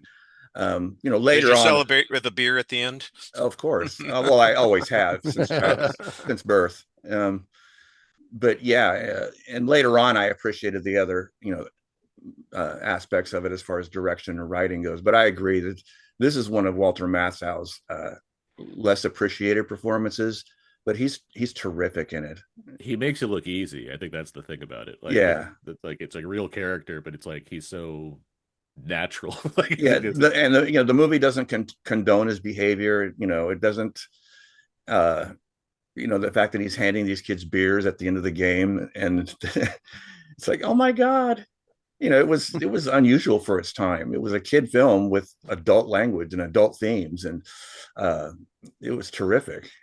And a year before Rocky, it has the benefit of having the outcome be that they don't win the championship. Yeah, right. And it's got to go that way too. I mean, like I think the big punch of the movie is the Bears reaction to that, where with the whole kind of standard thing that happens after little league games of, oh hey, you played a great game, and the Bears are like, we're not having any of this crud. You can take your apologies and your trophy and stick it up your ass. Exactly. It's great. It's the same year as Rocky. It came out they're both 76 movies. Oh, I thought Bad News Bears was 75. No, 76. No, You're right. 76. You're right. Because I remember seeing it while I was in college. I went to the Chinese theater to see it, as a matter of fact. And then there's like the snake eating its own tail factor of you do Bad News Bears. Then you have Billy Bob Thornton who playing Bad Santa, and then he goes to do Bad News Bears using his Bad Santa performance, which feels like it's inspired by something out of Bad News Bears. It's just like, okay. I always feel like Rocky and Bad News Bears are like the paradigms that most sports movies are based off of. So it's either the plucky underdog who, against all odds, either wins or comes close, or it's this ragtag group of misfits that come together and either win or come close. And so, yeah, I had Bad News Bears. Like it was, for baseball movies, I think 8 Men Out is definitely one that I prefer over that in Bull Durham. But I think just from that paradigm standpoint, it's like every time I watch one of these plucky groups, sorry, somebody's fighting outside here, sorry, but it was like Bad News Bears. Bad News Bears. Everybody's just beeping their horns out there. It's tell Philadelphia, but I just feel like I'm always watching the Bad News Bears when I'm watching this ragtag group of people come together and win. It's almost like you can't make Miracle and not make it Bad News Bears, even though it was based off a true story and we all know what happens in Miracle. It still has this like Bad News Bears element to it that they all seem to have. They're like template films. Like they're just like they establish something like beforehand. There's in the same way like war movies change after Vietnam, like sports movies seem to change after the 70s for whatever reason. All right, we've got a ragtag bunch of people here on the Lambcast, so it's Dave's turn. Dave, what's your next pick going to be? Okay, speaking of ragtag misfits, like Justin, I've got a good bad movie. But mine is a good bad movie, and it's also another baseball movie, and it reeks of the decade from which it sprang, and that is Major League. There you go. Probably the least original sports movie of my choices. There's not a single aspect of this movie that we haven't seen in countless other sports movies. There's no attempt to put a unique spin on this triumph of the underdog formula. The humor is exaggerated and broad. There's no plot surprises. Most of the players are caricatures. There's a dull romantic subplot. At no point are we convinced this is an accurate depiction of baseball and the people behind it. And on top of that, I always hated the city of Cleveland. But what can I say? It makes me laugh every time I watch it. And I actually, I've watched it quite a few times, even though I know I'm being manipulated and I've seen it a million times before. Sometimes you stir things just right and they turn out pretty tasty. The movie is shamelessly manipulative, but it's rousing at the end. It does have a good cast of people who are already famous and some up and comers. This is before Wesley Snipes really had a name for himself. And, I look at it like sports movie comfort food, like when you order a quarter pounder because you know exactly what it's going to taste like. When I'm in the mood, when I'm in the mood to watch losers triumph over the system, this is a movie I often pop in. I mean, it is kind of the Bad News Bears, but in the major leagues. It's for sure. Just a decade later. And yeah, I talk about all the cool people in this movie, but for me, in a lot of ways, the MVP is Bob Uecker. I love absolutely his play-by-play is amazing. Just a little outside. It's another movie where I'm not convinced Wesley Snipes had ever fielded with that ball before he stepped foot onto that set. That it's a winner for sure. And I thought maybe you were going to go with Major League 2, Back to the Minors with Scott Bakula. That's the third. But, that's 3. That's Major League 3. Is it? And there you go. Yeah, because Major League 2, I think they just continue things. Snipes didn't come back for that one. They recast him.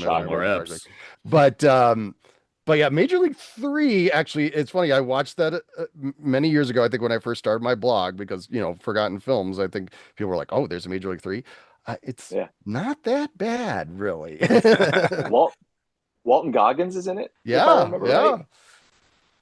Well, that's encouraging. I've never seen Major League 3. I'm not sure I've seen Major League 2. You're missing nothing. Okay. No. Correct. Fair enough. Fair enough.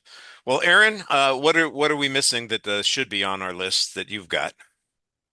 This is got a lot of good picks here, and I'm trying to I want to do different sports for each pick. That's my goal here. So, but I have to find the best of the best at each sport. So I know what my fourth pick's gonna be, but I'm like, what's my third pick? Even though it doesn't matter what order I do.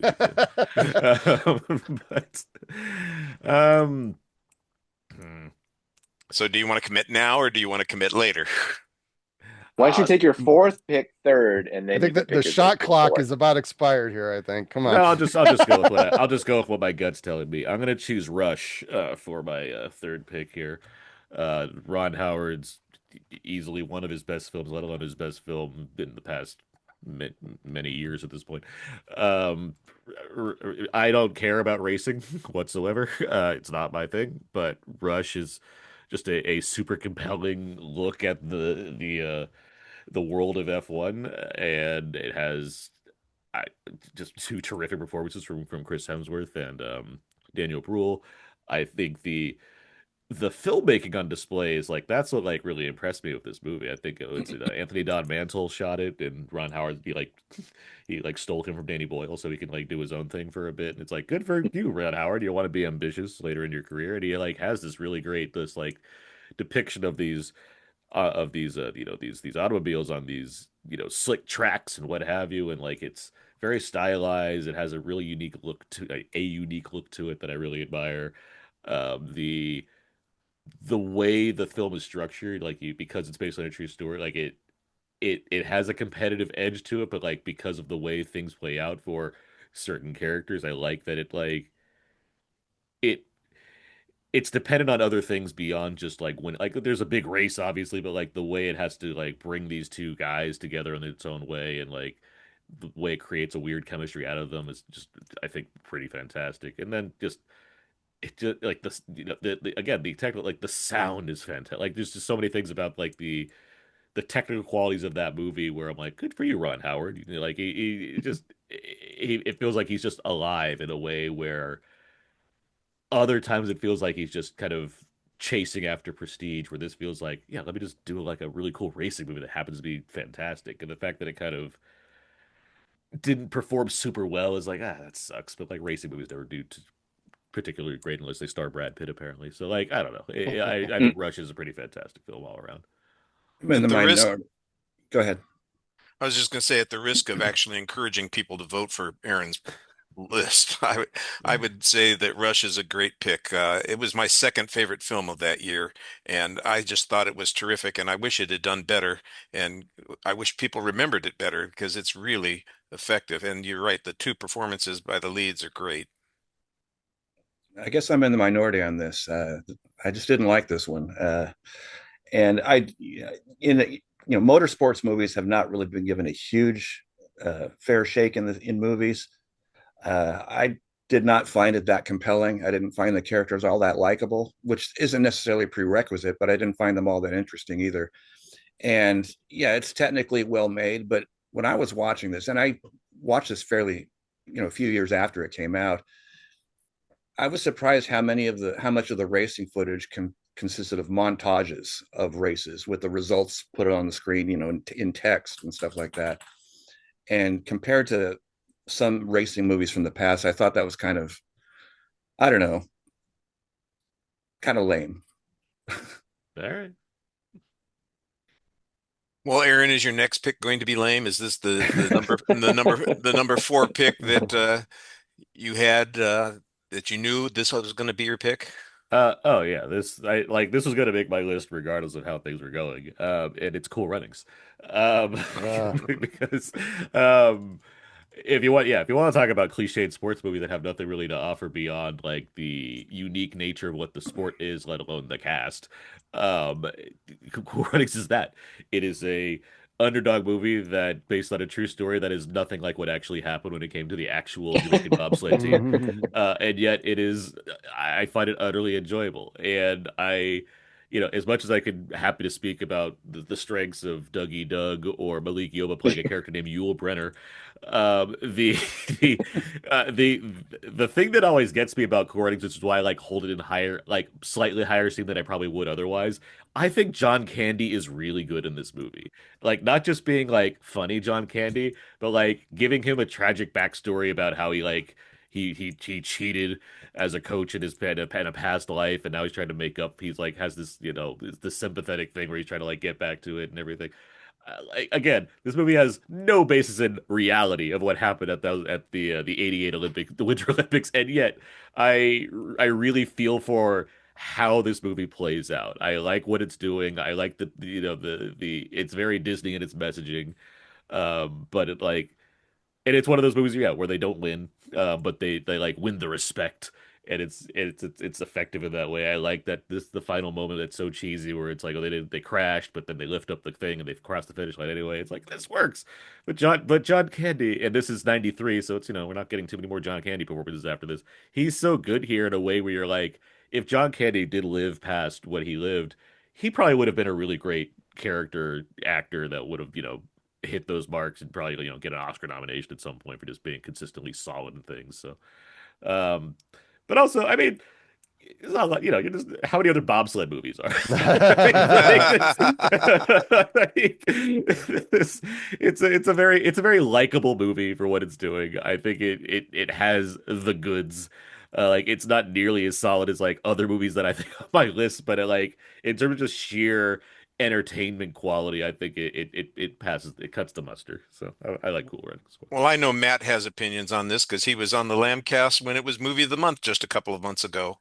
Yes, I was going to say, like, technically we're not supposed to sell other people's picks, but yeah, if you want a good like hour and a half selling Cool Runnings, because we all really enjoyed it, we all have great things to say about it. I think there's so many pieces about Cool Runnings that I appreciated, and like you said, Aaron, because I remember watching the Jamaican bobsled team in the 88 Olympics. That was like my first Olympics, and I was just awed by all of these sports that made no sense.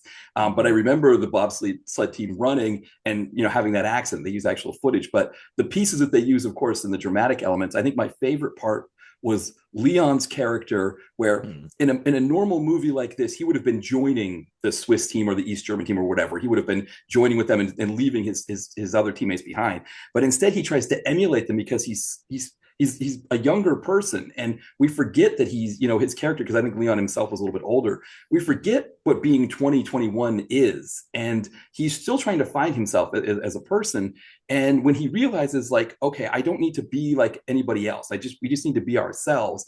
It's such a moment, because again, these movies always have this, you know, like, you know, I don't know, these contrived elements to it to create tension in the team. And the fact that it wasn't contrived, I thought, for me, and it also made his character more human. There are little pieces like that in the movie. And again, like you said, John Candy's performance was really great as well. Yeah. You know, this is one of those movies. I mean, I don't judge people on their taste in films, but this is one of those films where when I hear someone doesn't like it, I kind of go, wow, really? Huh.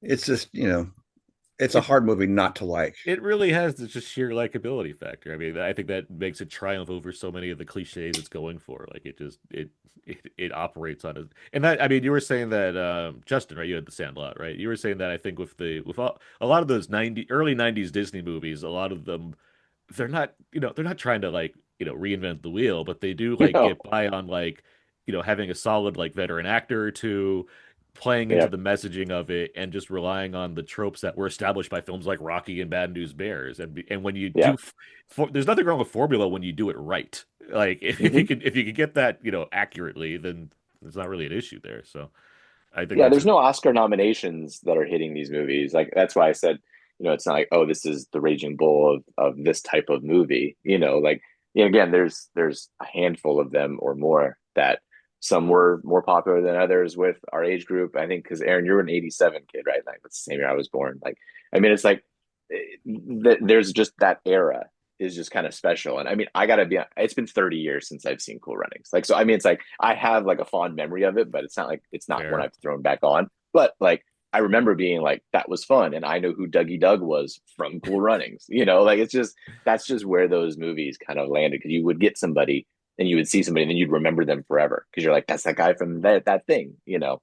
And that's what those movies were great about. Yeah, and I'm discerning. There's kids sports movies that I really abhor. Than one in particular, I'm hoping doesn't come up on this list. But these things tend to work. Also, Rush and Cool Runnings both have scores by Hans Zimmer. Just want to throw that out there.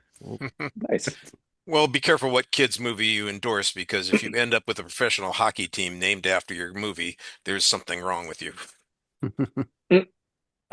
How dare you? Well, don't worry about that one. Dave, you're up next.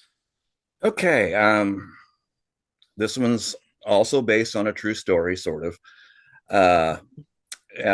When it comes to sports movies based on true stories, I don't really care how much of it is accurate.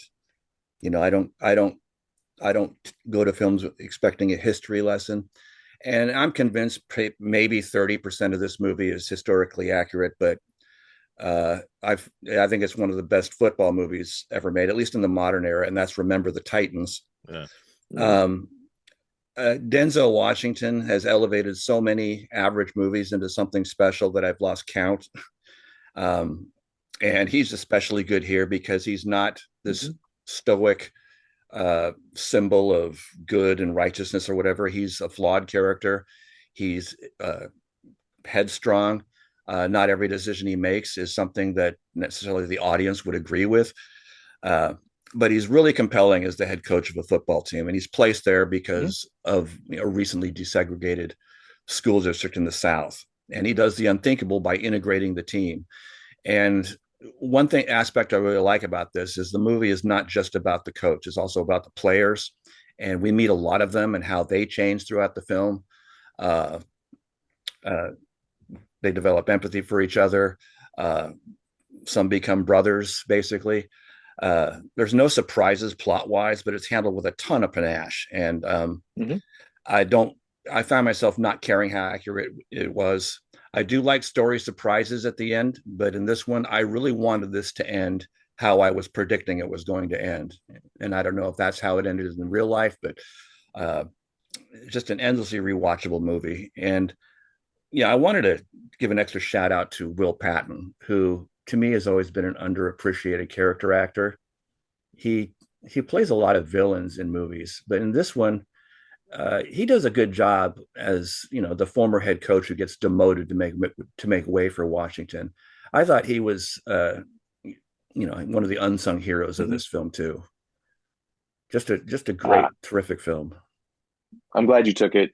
This would have been my pick here in a couple votes coming up. I think it's excellent as well. Denzel, just, I mean, what else can you say? It's definitely a top tier performance for him amongst obviously a career of incredible ones. I think that he's wonderful in it, and you get a little young Gosling in it too, which is always fun.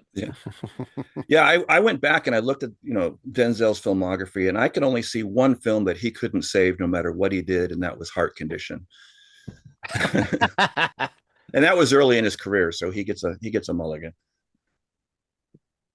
You're not going to hear complaints from me about Denzel movies, but I like that this has the Full Metal Jacket structure as far as the first half is all training, the second half is all play, and Yeah, it does the second half works well because the first half is so strong. It really gives you like you said, the life of those characters, the other players. And yeah, you could, Wood Harris and Donald Faison, Ethan Suplee at his biggest. It's nice to watch Ethan Suplee now, and he's so in shape. That's good for him. Yeah, He's so huge in like the 2000s, and it's like, oh man. And he's not one of those guys that like succumbed to the weight. Instead, he got it together. Anyway, Gosling, that's great. Kate Bosworth trying to not be racist. Like, there's a lot of fun things about this movie. Yeah. Todd, it's your turn. There's so much I want. I'm just scrolling up and down my list here, trying to decide. Your League 2, Slapshot 3, B3. I think I'm going to go Speed Racer. Fuck. I mean, just underappreciated in its time. I think it's gradually been building up more appreciation over the past decade or so. But I just think it's one of the most exciting and creative films to come along in such a long time. I mean, like Aaron was saying, I have no interest in auto racing at all. And granted, this is not real auto racing. This is the most grounded up those movies so far, Joseph. I mean, jump jacks. But I mean, it's supposed to be a cartoon brought to live action, and they do that in just such a wonderfully extreme way. I think that for the most part, they pull things off with the casting. I mean, I'll say I think the supporting characters are much stronger than Speed himself. I mean, if anybody was meant to play an anime character in their life, it's Christina Ricci. But yeah, I mean, this movie just wows me every time I put it on. And like so many, it took me time on this. I didn't see it in the theater. It took me a long time to get to it on home video. I think my second viewing of it, I went to a showing at an Alamo Draft House during part of their kids series at some point, and just seeing it on the big screen and the colors popped, and I was just like, oh my gosh, this thing is incredible. So yeah, if I'm going to go with an auto racing movie, it's got to be Speed Racer. So. Somewhere Mark Hoffmeyer is just smiling from ear to ear. He's such a big fan of this movie. I mean, this is one of my favorite movies ever. I love Speed Racer. Wow. Speed Racer came out on my birthday weekend, and I saw it in theaters, and I was so amazed by what was being pulled. Like, I was already a fan of the Wachowskis because they're like they've done a lot of movies I really like, but like seeing them once again pull off live action anime in a way that uses primary colors and all of the stuff that's in Speed Racer and make it as like incredible as it was, and like knowing at the time being like no one's gonna want to watch this movie because this is so like above and beyond like what anybody else is doing in a way that's going to be unacceptable. And sure enough, yeah, it was a huge bump, but I'm glad that it's like quickly reclaimed for what it's doing. But also the final race in this movie, like we've talked about, you guys have talked about movies that have made you emotional. This is probably maybe the first movie mentioned that like actually does make me emotional. Like the final race is like there's an argument to be made that Final Race is like some of the best filmmaking I've ever seen in my life. Like it's so compelling in the way it, like wraps up multiple character arcs in one while providing you this like visceral experience of watching Speed just be the best goddamn racer out there, throwing cars, like all the mechanics in the cars as far as the jump jacks and the weird like kung fu things the cars can do. Talk about Shaolin soccer. This movie's car fu all over the place. Like all the stuff it's doing, and it's still like you're so invested in watching Speed like destroy records and take down the evil businessman and like solve his drama with his dad while the masked racer is sitting back there being like, "You can do it, Speed." Like it's all of this stuff while working in tandem with each other. It's like this an editing award should have been just like in the Oh bag yeah, for a movie like yeah, this, but absolutely. whatever. Can you just remove the guitar solo, air guitar solo to Freebird by the annoying kid? Can you just get rid of that, and then maybe It's a it's a movie little. for kids, whatever. It's 2 minutes. Yeah, everybody's going to overdose on the eye candy in this movie. It's just so much fun. And like Todd, I've seen it on the big screen, I think 3 times in the last 5 years. Every time it shows up on one of those Alamo programs, I'm just going, well, we got to go see Speed Racer.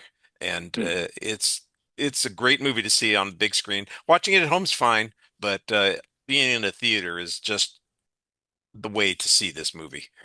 It's getting a 4K this year also. I'm so excited. Uh, It's gonna blow up my TV with all the colors. All right. Well, we're going to continue our discussion of racing here because my next choice is a racing film, but it doesn't have anything to do with cars. It's I'm apparently trapped in the 70s still. I'm Down going to memory go lane. with a small town Cinderella team, Oh. the the Cutters, who are going oh yeah, that to was on win my the list race, too. Great the little choice. Indy, breaking away from Great choice. 1979. Uh, Oh, this is I never expected to like a movie about bicycle riding. And, the bicycle riding in this is an important part of the story, but it's not the biggest part of the story. And I love the character of Dave. I love his dad, Paul Dooley's character. The mom is fantastic in this movie. And you know what? Hey, Jay, guess what? Dennis Quaid's in this movie, and it's a good damn movie. Jay not like Dennis Quaid? Oh, oh, no, he does not. he's well known for not liking Dennis Quaid. Yeah, no, All this right. is a great pick. I had it on my list as a potential as well. This is another one too that just conjures up memories of the part of the world that I grew up in. This was filmed, I think, in Bloomington, Indiana, so not terribly far from where I grew up, and um, yeah, this is a great film. I got another nostalgia feel on this one, if you guys can indulge me for just 30 seconds. Uh, my debate partner in my senior year in college uh, ended up going to the national tournament with somebody else. They broke them up because they broke us up because they thought that it would be a better match. But he didn't get to go to the national tournament that year because he was in a car accident before the tournament happened, and the captain of our team was killed in that car accident. And my friend, who was my debate partner, had severe burns over 30 or 40% of his body, but he survived. And the first time he was able to go out in public and do something again was when we took him to see Breaking Away. Mm. And, it was a good emotional bonding moment for us because it was a film about friends, going through trying circumstances. And I felt like I was a part of that story when it was going on, even though it was a completely different experience, a different subject that we were dealing with. But managing to get through a difficulty with the people that are important to you, and we weren't riding bikes, but we were having, a life. Justin, we're back to you. So it's gonna be funny, like Richard tells this really heartfelt story, and it pulls on your heartstrings a little bit, and then I'm gonna swing in here and pick dodgeball, Yeah. and A it, true underdog it, story. a true underdog story, and it feels a little rude almost to Richard, but no, I mean I went back and forth on a couple others, but I think that something that has been memeified more than maybe anything else that's on this list, and that could be quoted as much as any movie that I've seen. Even to this day, you know, you made me bleed my own blood, or You're as you know, useful as a poopy flavored lollipop. just every supporting performance here is just top notch. It kind of reminds me of how we were discussing Caddyshack, right? Where just like all the supporting characters like are at the top of their game. You get Justin Long being actually enjoyable. You get Vince Vaughn doing Vince Vaughn things, and Slam against Justin Long Long for sucks. some reason. He sucks. Yeah, but it's a name thing. I don't know. I struggle with it. But and if you just pull out a Lance Armstrong moment that now does not hold up well at all, it's just one of those movies that I think about it and I laugh. And so, and I know it might be stretching the sports, kind of Wait, what? lineup It's here, sports. Not at all. Dodgeball. but yeah, It's on ESPN 8, the Ocho. Yes, the yeah, Ocho. Ocho, yeah. It's a bold strategy, Cotton. We'll see if it works out for me. People getting hit in the heads and nuts by playground balls will always be funny. And my favorite character was Steve the Pirate. He's a stupid character, but I just, he makes me laugh. Arr. I had never seen this one before. So my wife went through a period where she would have Comedy Central just on in the background and not really pay attention to it. And this movie is on quite a bit on there. And so I finally did watch it, and yeah, I definitely enjoyed it more than I thought I was going to, for sure. I mean, granted, it's probably heavily edited compared to what the actual movie was, but yeah, I liked Vince Vaughn in it. I thought he was funny, and I definitely got a kick out of Ben Stiller's character. It's more or less a sequel to his Heavyweights character, I think. But we still, again, so for the which is another great movie. But just to kind of see him, I think that character is so funny, and all the memes that have lived through this movie. There's a reason, right? It's up there with Anchorman and Superbad for me, kind of in that 2000s range of just movies that really hold up. Whereas like for me, a movie like The Hangover doesn't really hold up anymore. I don't think it's nearly as funny as like we thought it was then. This is one that really holds up even through all the years that it's been since it came out. Well, I'm happy that Chuck Norris at least makes our draft list this week. I could take him out of this also. It'd be fine. But yes, Dodgeball. Thank you, Chuck Norris. Dodgeball make me laugh. Yeah. All right, Matt, your next choice. Yeah, so I thought, when I last did this, when we did the sci-fi movies one, I think I went more obscure than for all of my picks, and I thought I'll at least do some more mainstream movies for the first few, and then get obscure with my last two. So the first of my two is Goon. Good love pick. Goon. Yes. It's not exactly a direct-to-video movie. It did make about $6 million in the theater on a $12 million budget. But is it a sequel? Yeah, I've got to see the sequel. I haven't seen that one yet. Yeah, I mean, Sean William Scott, Stifler. He's, this is I think one of my favorite non-Stifler performances. It's like he pretty much would play Stifler in a lot of other things, but here he's not playing Stifler. I like that we had so many great Canadian actors in it. One of my favorites is Kim Coates. I've been a big fan of his, and he plays the coach in this. So he's fantastic. Leo Schreiber as the sort of the OG thug or goon that has to fight, Sean William Scott's character. I mean, also someone like myself who grew up playing hockey on ponds and stuff like that, and I was a horrible skater. I usually had to use figure skates myself because I needed the toe pick part to be able to actually keep up with my friends who were all on hockey skates. So the fact that his character has figure skates to start with was kind of hit home to me as well. But yeah, this one's a lot of fun. Because Eugene Levy as the dad, another great Canadian actor who I know with Catherine O'Hara passing recently, people are thinking about his performances with her. Yeah, he's really great in this too. So yeah, just a really fun movie, and I figured I'd put that one for my number 4. Good pick. Love it. Love Goon. Goon is wonderful. Justin, have you seen Goon? I have not. Okay, because I was you asked earlier about Slapshot, whether or not you would appreciate it. If you've seen Goon and you liked it, Slapshot's definitely up your alley, But yeah, I've heard them being kind of spiritual twins. In Yeah, some we ways, we you know. we don't get that shorthand here. All right, that's fair enough. Goon. Matt, go ahead. Hold on, because Goon.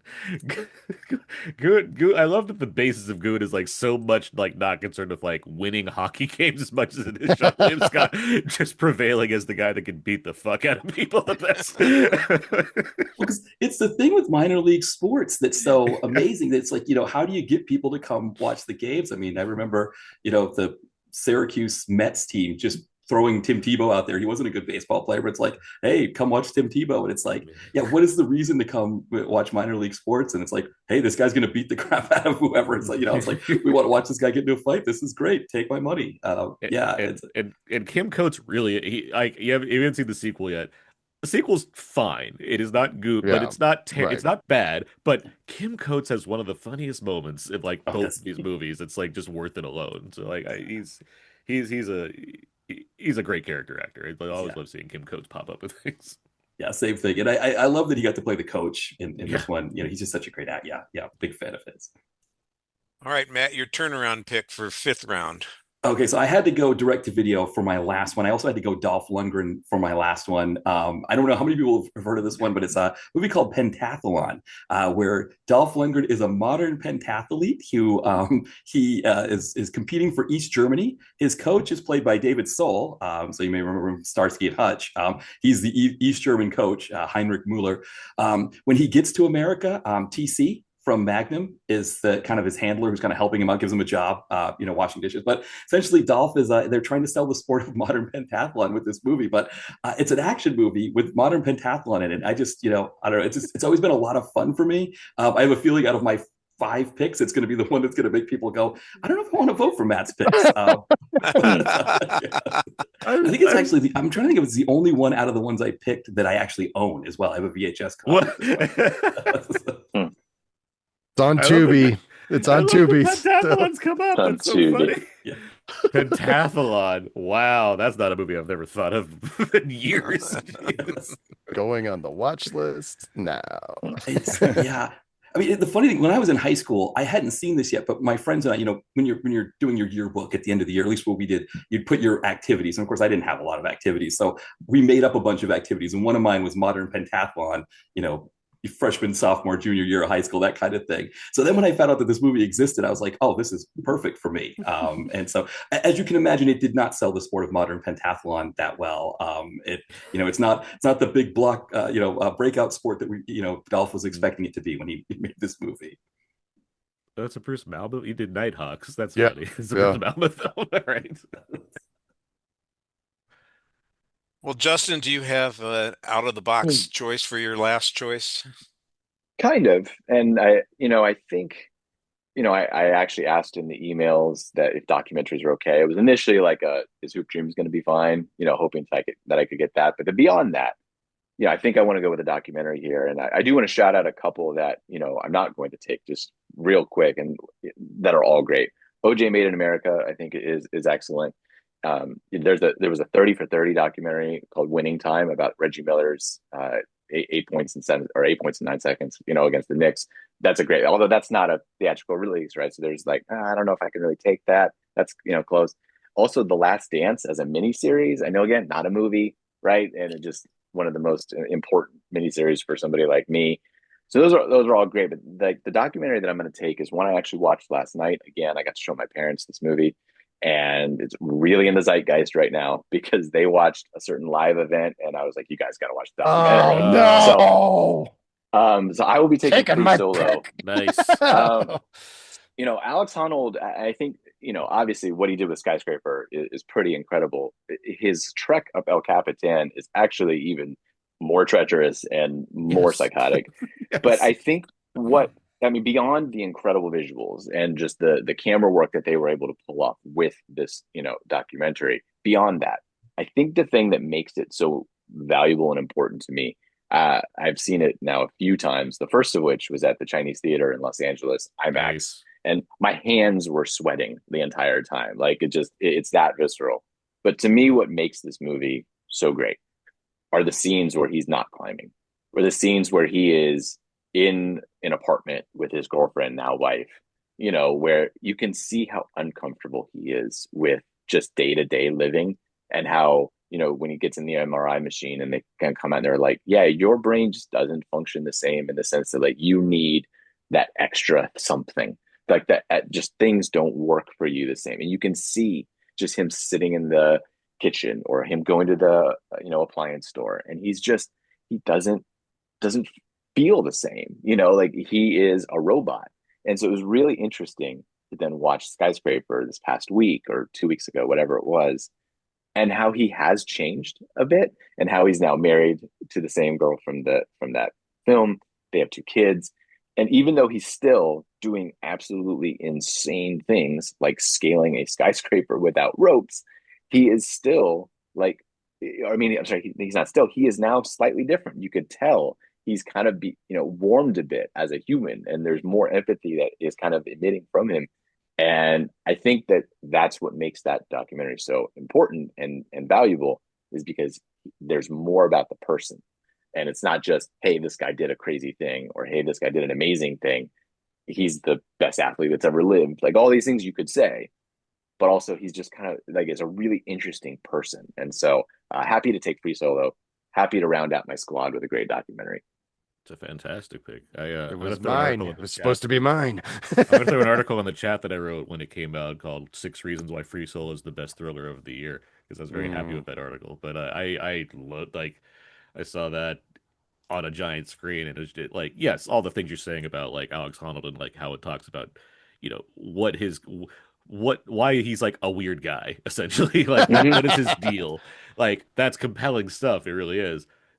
But it's still like just watching the actual mountain climbing is incredible. Like it's incredible. Like Absolutely. watching Skyscraper. I'm like, this is good. I like this. I'm enjoying watching this live. That said, there's a lot of handholds.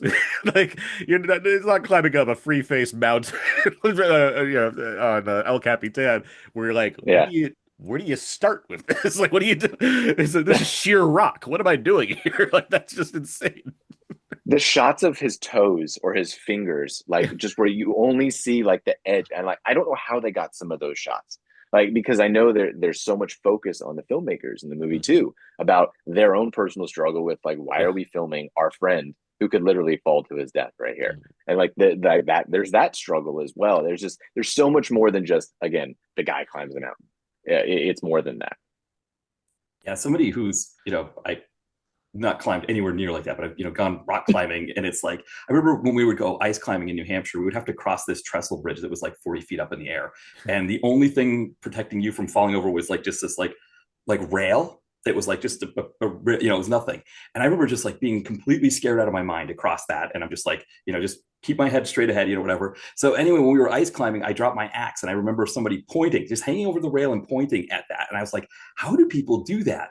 And then like this movie, Free Solo, people that I knew that were like that could just, stand at 40 feet, just point at something. They were freaked out watching this movie. They were like, I can't believe that this guy's doing this. Like it blew their minds. Yeah. So it was like it was like, it's easy for me to say I'm afraid of heights. That freaks me out. But people I know who aren't afraid of heights, that they were freaked out by that, was like another level. Yeah. I think this is Todd? an awesome choice. I wanted to hear what Todd was going to say, because you said it was your choice. Oh it no, was your choice. that's what I was going to take next. So yeah. Yeah. All right. Well, my last choice is what I thought was the best film of 2011, and it disappointed me that people did not swing to it and embrace it the way it should have. And it's Warrior, featuring Tom Hardy and Joel Edgerton. That's not what I thought you were going to say at all. That's not where I thought you were going. No. That's great. Great choice. Yeah, They're brothers. That's in the trailer. Yeah. I am not a mixed martial arts guy. I don't watch boxing. I'm not, I don't pay attention to the UFC. It's not been something that's been part of my life experience. But I thought this movie was fantastic in the way it portrayed the two guys and the different things that they were faced with and the struggle that they're going through. And the way that the competition forces them into doing things that are really, challenging to them, and of course, okay, you get the end, the last the last competition, of course, when they're facing off against each other, and you're just going, "Oh my gosh, how is this going to come out well for anybody?" And it actually makes you feel glad that you saw it afterwards was one of the things that I was so happy about. I walked out of the theater with this, and I literally turned to people who were walking into the theater. I said, "I don't care what else you came to see. If you are not going in to see Warrior, you have made a bad choice. Go see that movie." And, I mean, strangers that are walking into the theater as I was walking out, I told them, "You need to see this movie. This is this good." Let go of my arm, sir. Sir, this is a Wendy's. I was next to I, you I, in the theater. I, I remember this movie as what just was like, this is Tom Hardy now. This is Tom Hardy's world. We're just living in it. And the scene where they follows him similarly in some ways to the Creed scene we were talking about, the Wonder, but like following him into the ring, knocks the guy out in one punch, turns around and walks out. I haven't seen this movie since I saw it in the theaters now 15 years ago, and I can picture it in my head. Like, just, it just he was alive in this movie. I think Tom Hardy's incredible in it.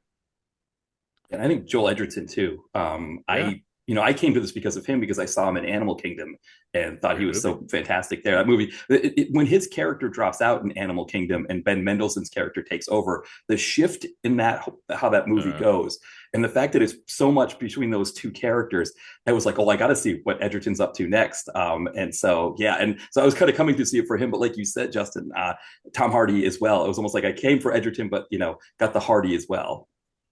And Nick Nolte's there going like, "Ships in a storm, I'm drunk." He got an Oscar nomination, didn't he? So good for him. Yes. Yeah. But the movie also, this gave me Frank Grillo for the first time that I noticed him anyway. Like, I thought he was very good here. He was like, what he's like, I haven't seen it since 2011. He's like his sparring coach or whatever. Like, that's what he's doing.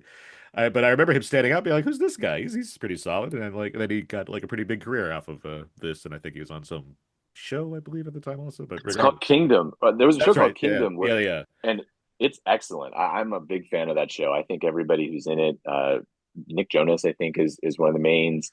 And I can't think of his Jonathan. I can't think of his last name. But anyway, that cast is incredible. I think that show is severely underseen. But yeah, Frank Grillo coming out of he was in The Gray also this year. It was like a 1-2 punch. I'm like, this guy's pretty good. I like it. And then he got like a bigger career. But yeah, Warrior rocks. I've always been a fan of Warrior. It's one I always like to support when it comes to like recent sports movies that do the job. All right, Todd, what movie have you got that does the job for the last pick? Well, I was giving consideration to that other movie I think everybody thought we were going to in 2011, but I've already got a baseball film. I like that one, but I'm going to go to one that kind of is on along similar lines that surprised me when I watched it just recently.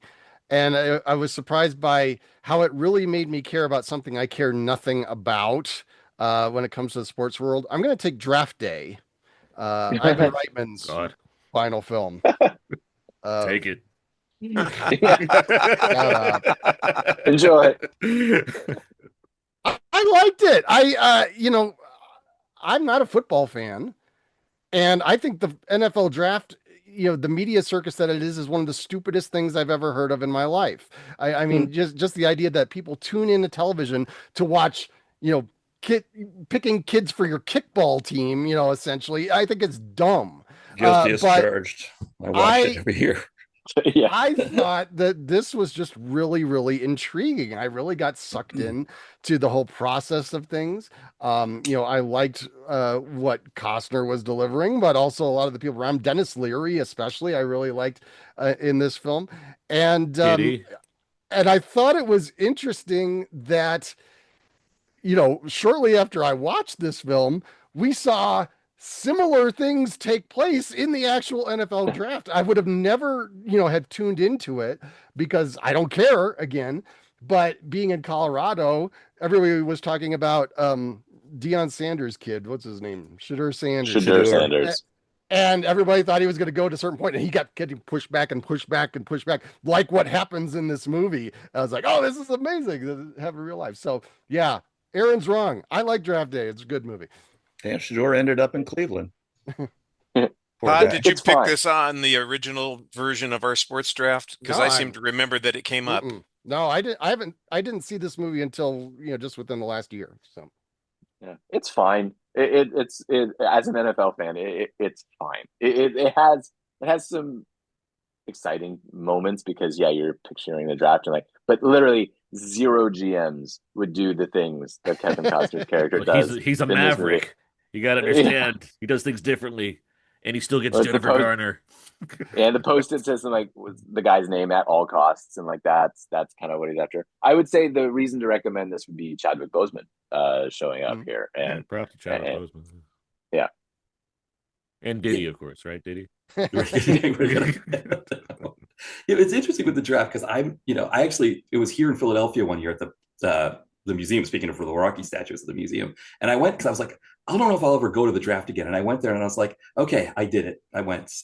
It was a lot of drunk Philadelphia fans, but other people from other cities there and stuff. But it is interesting how big it is. I mean, the Celtics won the championship in 2024, and sports talk radio cared more about who are the Patriots going to draft? Are they going to draft Drake May? And then, okay, now what's going to happen with their quarterback, Drake May? And granted, part of it was the Celtics had a very easy road to that championship. I can admit that they, a lot of really good teams dropped out. But still, it's the fact that, like, that was the story. And that's how big football is and how big the draft is. And it is kind of it is kind of one of those things that's like, yeah, do we ever really think about that? Like what that means, that like football is such a big part of our lives, that it's a 365 sport now. And the draft is part of that. It's ongoing reality television, and the NFL, say what you will about them being an evil empire, they've managed to make their sport compelling even when nobody's playing. And I'm one of those who gets sucked right into it. I watch the draft every year. I don't like all the glitz and glamour and Oscar stuff that they're doing, but the behind the scenes activity is fascinating. I don't think Draft Day, like you said, accurately covered it, but I think there's still a great film waiting to be made about the draft process. Draft Day 2. There you go. In 3D. Did the Rock's Ballers show didn't capture draft? Has its moments. Trailing off. Gave us John David Washington. Man, watch it. I mean, yeah. Watch it. Look at Ivan Reitman's career. Draft Day, No Strings Attached, My Super Ex-Girlfriend, Evolution, 6 Days, 7 Nights, Father's Day, Junior. We need a hit, Ivan. We need something here. That's 2 decades of bad. Oh. Well, we'll have a Ivan Reitman draft sometime down the road, apparently. Dave, are you going to pick Tin Cup so we get another Costner film before we finish this up? I wouldn't do that to you guys. The Shelton trilogy here. There's still a lot of great films none of us have chosen. So this last pick was hard, but I decided to go with something that wasn't football or baseball. This is the newest movie on my list, and as someone who does like auto racing, I got to include at least one racing movie. And I think I said before, most motorsports are lacking in the plausibility department in movies anyway. And there's been some great ones. I don't know if you've ever seen 1971's Le Mans, which is an incredibly realistic depiction of racing, but I'll admit it's dramatically slight. And then 1966's Grand Prix, also incredible racing sequences that hold up well today, but it's so bloated with soap opera melodramatic. 3 hours, it's a long movie. Yeah, that's what the skip button is made for. Yeah. But for me, 2019's Ford versus Ferrari strikes that balance between racing action and personal drama. He got a token Oscar nod for Best Picture, and that's the reason my wife and I went and saw it in the theater, because I like to see as many nominees as possible prior to the broadcast. And they had released it in theaters because of that. And, I was watching it and I knew it didn't have a chance in hell of beating 1917 or Once Upon a Time in Hollywood. But I wouldn't have been completely disappointed if it managed to sneak a win in. So for me, that is the best motorsports movie ever made. I think Matt Damon and Kristen Bale are terrific, playing real life people. Again, this is based on a true story, and again, I don't know how much of it is accurate, but it feels authentic when you're watching it. And the racing sequences are just really exhilarating, especially on the big screen. It won 2 Oscars. It won editing and sound. Yeah, Sound, yeah. Yeah. no, I know it won technical Oscars, but it was also nominated for Best Picture, which shocked me actually. Kind of like it shocked me that F1 is being nominated this year. Um, but They're not in the same world as far as I'm concerned. I think Ford versus Ferrari is far better than F1. oh, absolutely. And I mean, my rule is just trust in Mangold. Like, he's never done something bad, in my opinion. There's always something that he's working with that I find intriguing or interesting, and so it was on my short list as well. I think it's a really good choice. You know, I think Damon and Bale were really a really good team. Yeah, it's a Ford versus Ferrari is very it does so much right in the realm of like capturing this period and looking at the kind of what can we do to outdo Ferrari, like the way it's like it breaks down that process of like how do we improve upon this car to in order to like get past this other thing. Like I like all that technical detail that it goes for. The Josh Lucas as Leo Beebe stuff, I'm like, this is so over the top villainy. Like Yeah. it throws me a bit, but I'm like, I'll deal with it. All right, Aaron, final choice. Oh boy. Um, what did I choose? I have baseball, You've got basketball, basketball, baseball, car racing, and and bobsledding, of bobsleds. course. Yeah. The four biggest sports there are. Time for that ping pong pick. I was very close to doing that, but I'm gonna go with the big boy version of ping pong and choose challengers. It's on my list too. Yeah. Yeah. Because it's kind of by default the best tennis movie ever made because there's not very many tennis movies, but let alone good ones, unless you're kind of like docs about John McEnroe. But Who doesn't? Wimbledon with Kristen Dunst. that's a movie that exists. Yep. But Match point. I mean, it has strangers on a train. There you go. That's the one. But no, I think Challengers is really, really solid. It's I think it fits in the like not in the same like exact way, but in terms of like just as you're talking about like Ford v Ferrari, as far as like just like solid adult entertainment at the movies that happens to do with a sport, I think Challengers is very compelling in that regard. I think it's as it's about tennis without being about tennis, as far as the kind of the rivalries and the friendships and the kind of the way things come between our the two guys, Josh O'Connor and Mike Weiss, which is the form of Zendaya essentially, but like Yeah, everything including there, boners. including boners and churros, but Yeah. it's like it does the melodrama I think quite well, but then on top of that you have like these tremendous technical aspects. Luca Guadagnino just decided to be like, what if I made a mainstream movie, and like just goes for it with there's like one shot that's POV of the ball flying around. Yeah. There's shots underneath the players, and I'm like, I don't know Yeah. how you attempt to do that. I get like glass floor. I don't know what you do, but like there's just stuff there that's like this is just really compelling from a visual standpoint. And then on top of that, you had the best score of that year from Trent Reznor, Atticus Ross, which is like I just bump that It's all the great. time because it's just fun to listen to. But like there's so much there that just makes it like absolutely like enjoyable, and just yeah, I'm a big fan of Yeah. Challengers. So I have so Yeah, many I runner-ups, by support the it. way. Do we get to like Yeah, no, me run through too. like a runner-up list just to mention these sports Yeah. movies? Yeah. I had Challengers on my short list as well. I've only seen it once, and so I kind of was going with movies that I'd seen more than once that meant a little bit more in that sense. But if it was just straight up like on a first watch, this thing hit. That was one of them, and it was definitely a memorable time in the theater, and agreed on the soundtrack. Something else, like you Oh, just let's take a chance, let's do some stuff, and I think that's a lot of fun. and I adore the ending, by the way. Just the final moment of the movie, I It's really great. really like it. Just it so gets me. It gives me like a high. I'm like, this is yeah, wonderful. Well, Aaron likes to get high, and he thinks he's going to win this draft in a fifth time in a row. Some I accuracy. understand. We'll see how that goes. But that's been our draft. We've got all kinds of films selected here. Let me just quickly remind everybody what everybody's slate consists of. Matt has picked Raging Bull, Bend It Like Beckham, Eight Men Out, Goon, and Pentathlon with Dolph Lundgren. Justin on his list has Creed, White Men Can't Jump, The Sandlot, Dodgeball, a true underdog story, and Free Solo.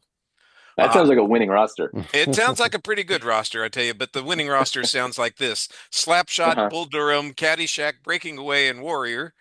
And Todd has a good list as well. He's got Rocky, Shaolin Soccer, The Bad News Bears, Speed Racer, and Draft Day. Dave steals The Longest Yard from 1974 and The Field of Dreams, Major League, Remember the Titans, and Ford versus Ferrari. And Aaron is pulling up on the outside with Hoop Dreams, A League of Their Own, Rush, Cool Runnings, and Challengers. We'll have a Great poll stuff. up. We'll have a poll up soon for everybody to vote on, and we'll keep it up through February. So at the end of February will be the closing of the poll, and we'll announce our champion of the sports movie draft at that point. We're going to take a quick break here to hear from a fellow Lamb Podcasting Network show, and then we'll be right back with our exit question of the week. Hello there, film lovers. My name's Damian Riley of Riley on Film. Tune in and I'll give you some horror and comedy, at least I aim to. I'm also a musician. Come visit me at RileyOnFilm.com. Thank you mucho. My new album is Zen y la Fermata on YouTube and YouTube Music exclusively. Sorry, full cost. Pretty amazing. Come join me at RileyOnFilm.com.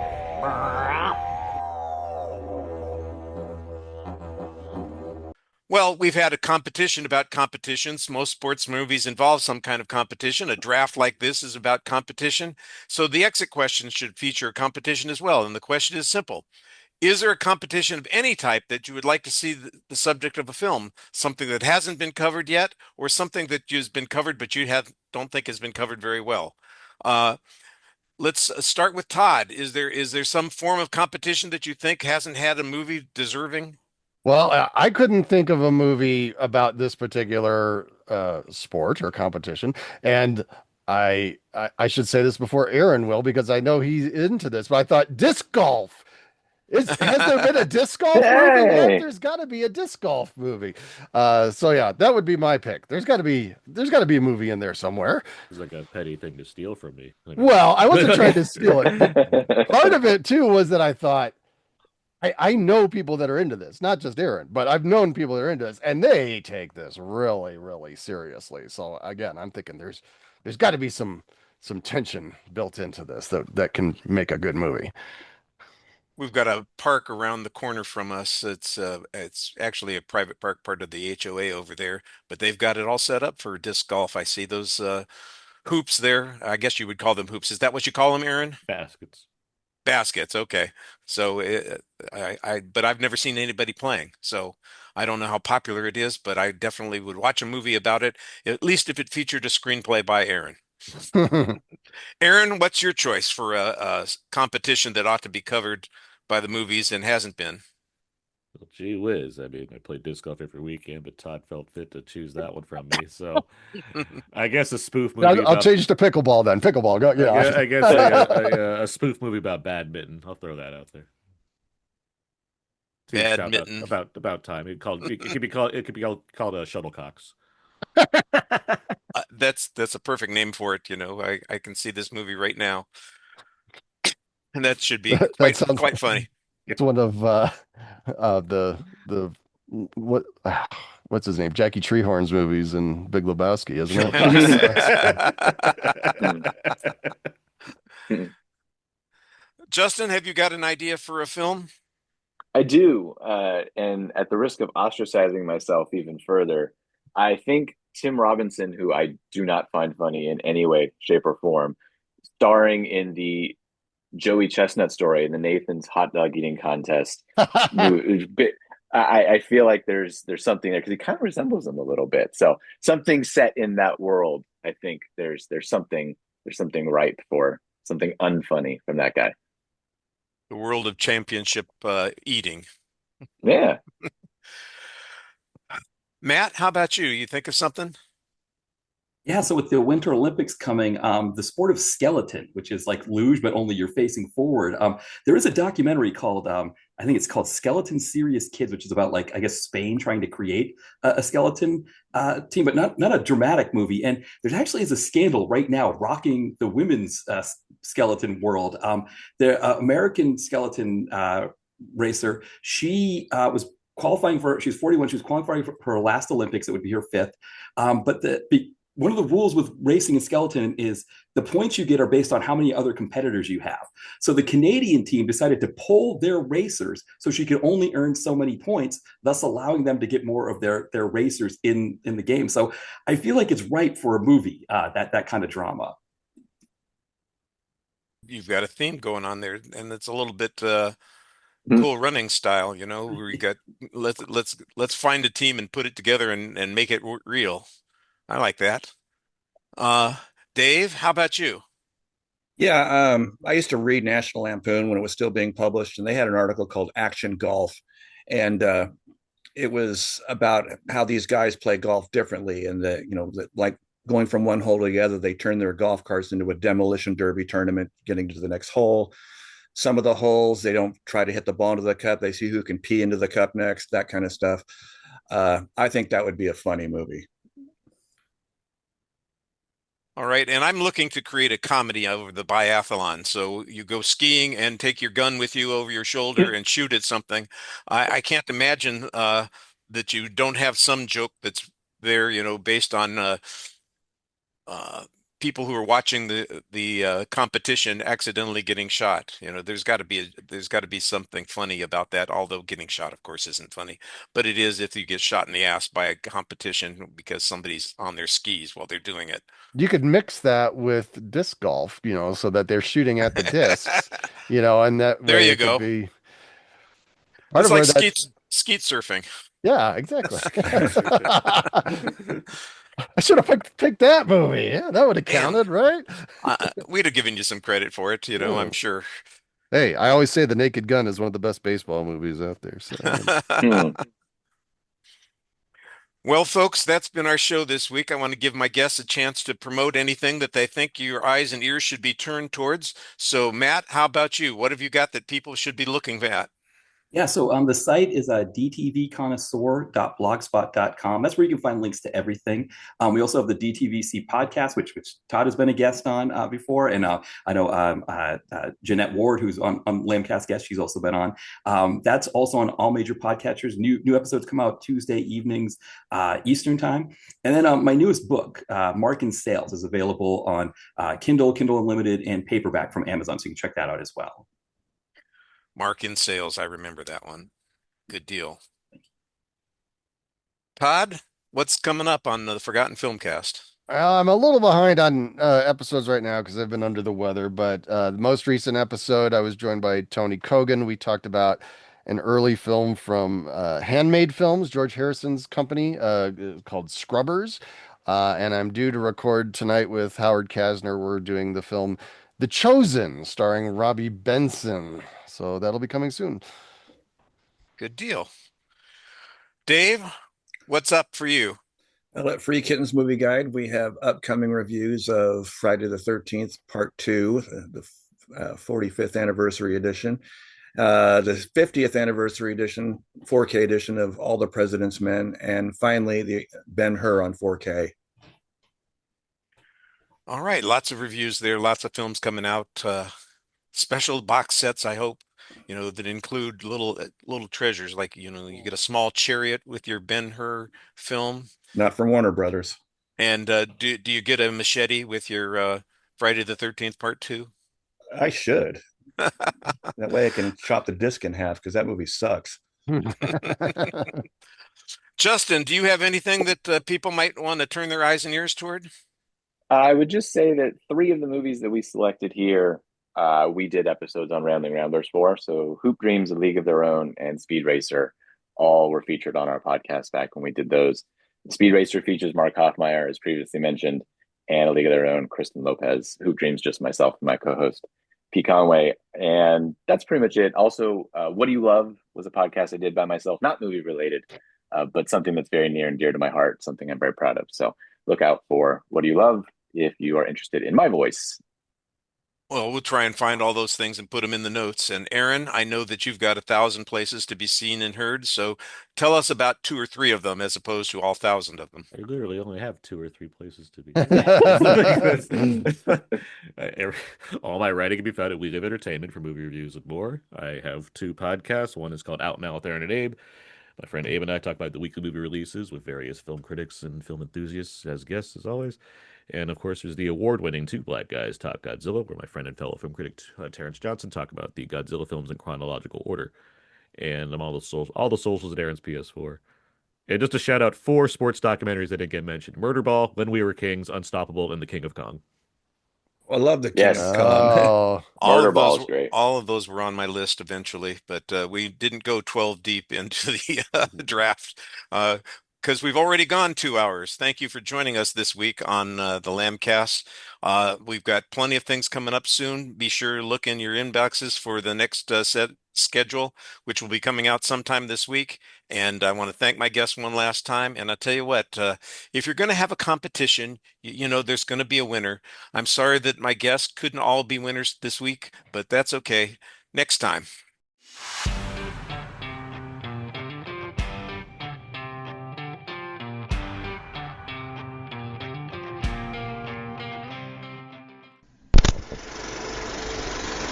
You've been listening to the Lambcast.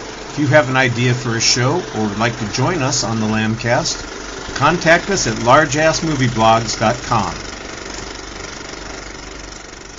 Find us on Facebook, just search for Lambcast, or on X, formerly Twitter, at Lambcast. And you can find us on YouTube as well. The Lamb site can be found at largeassmovieblogs.com. We'd also love it if you would leave a review on iTunes. Ha ha ha ha ha ha!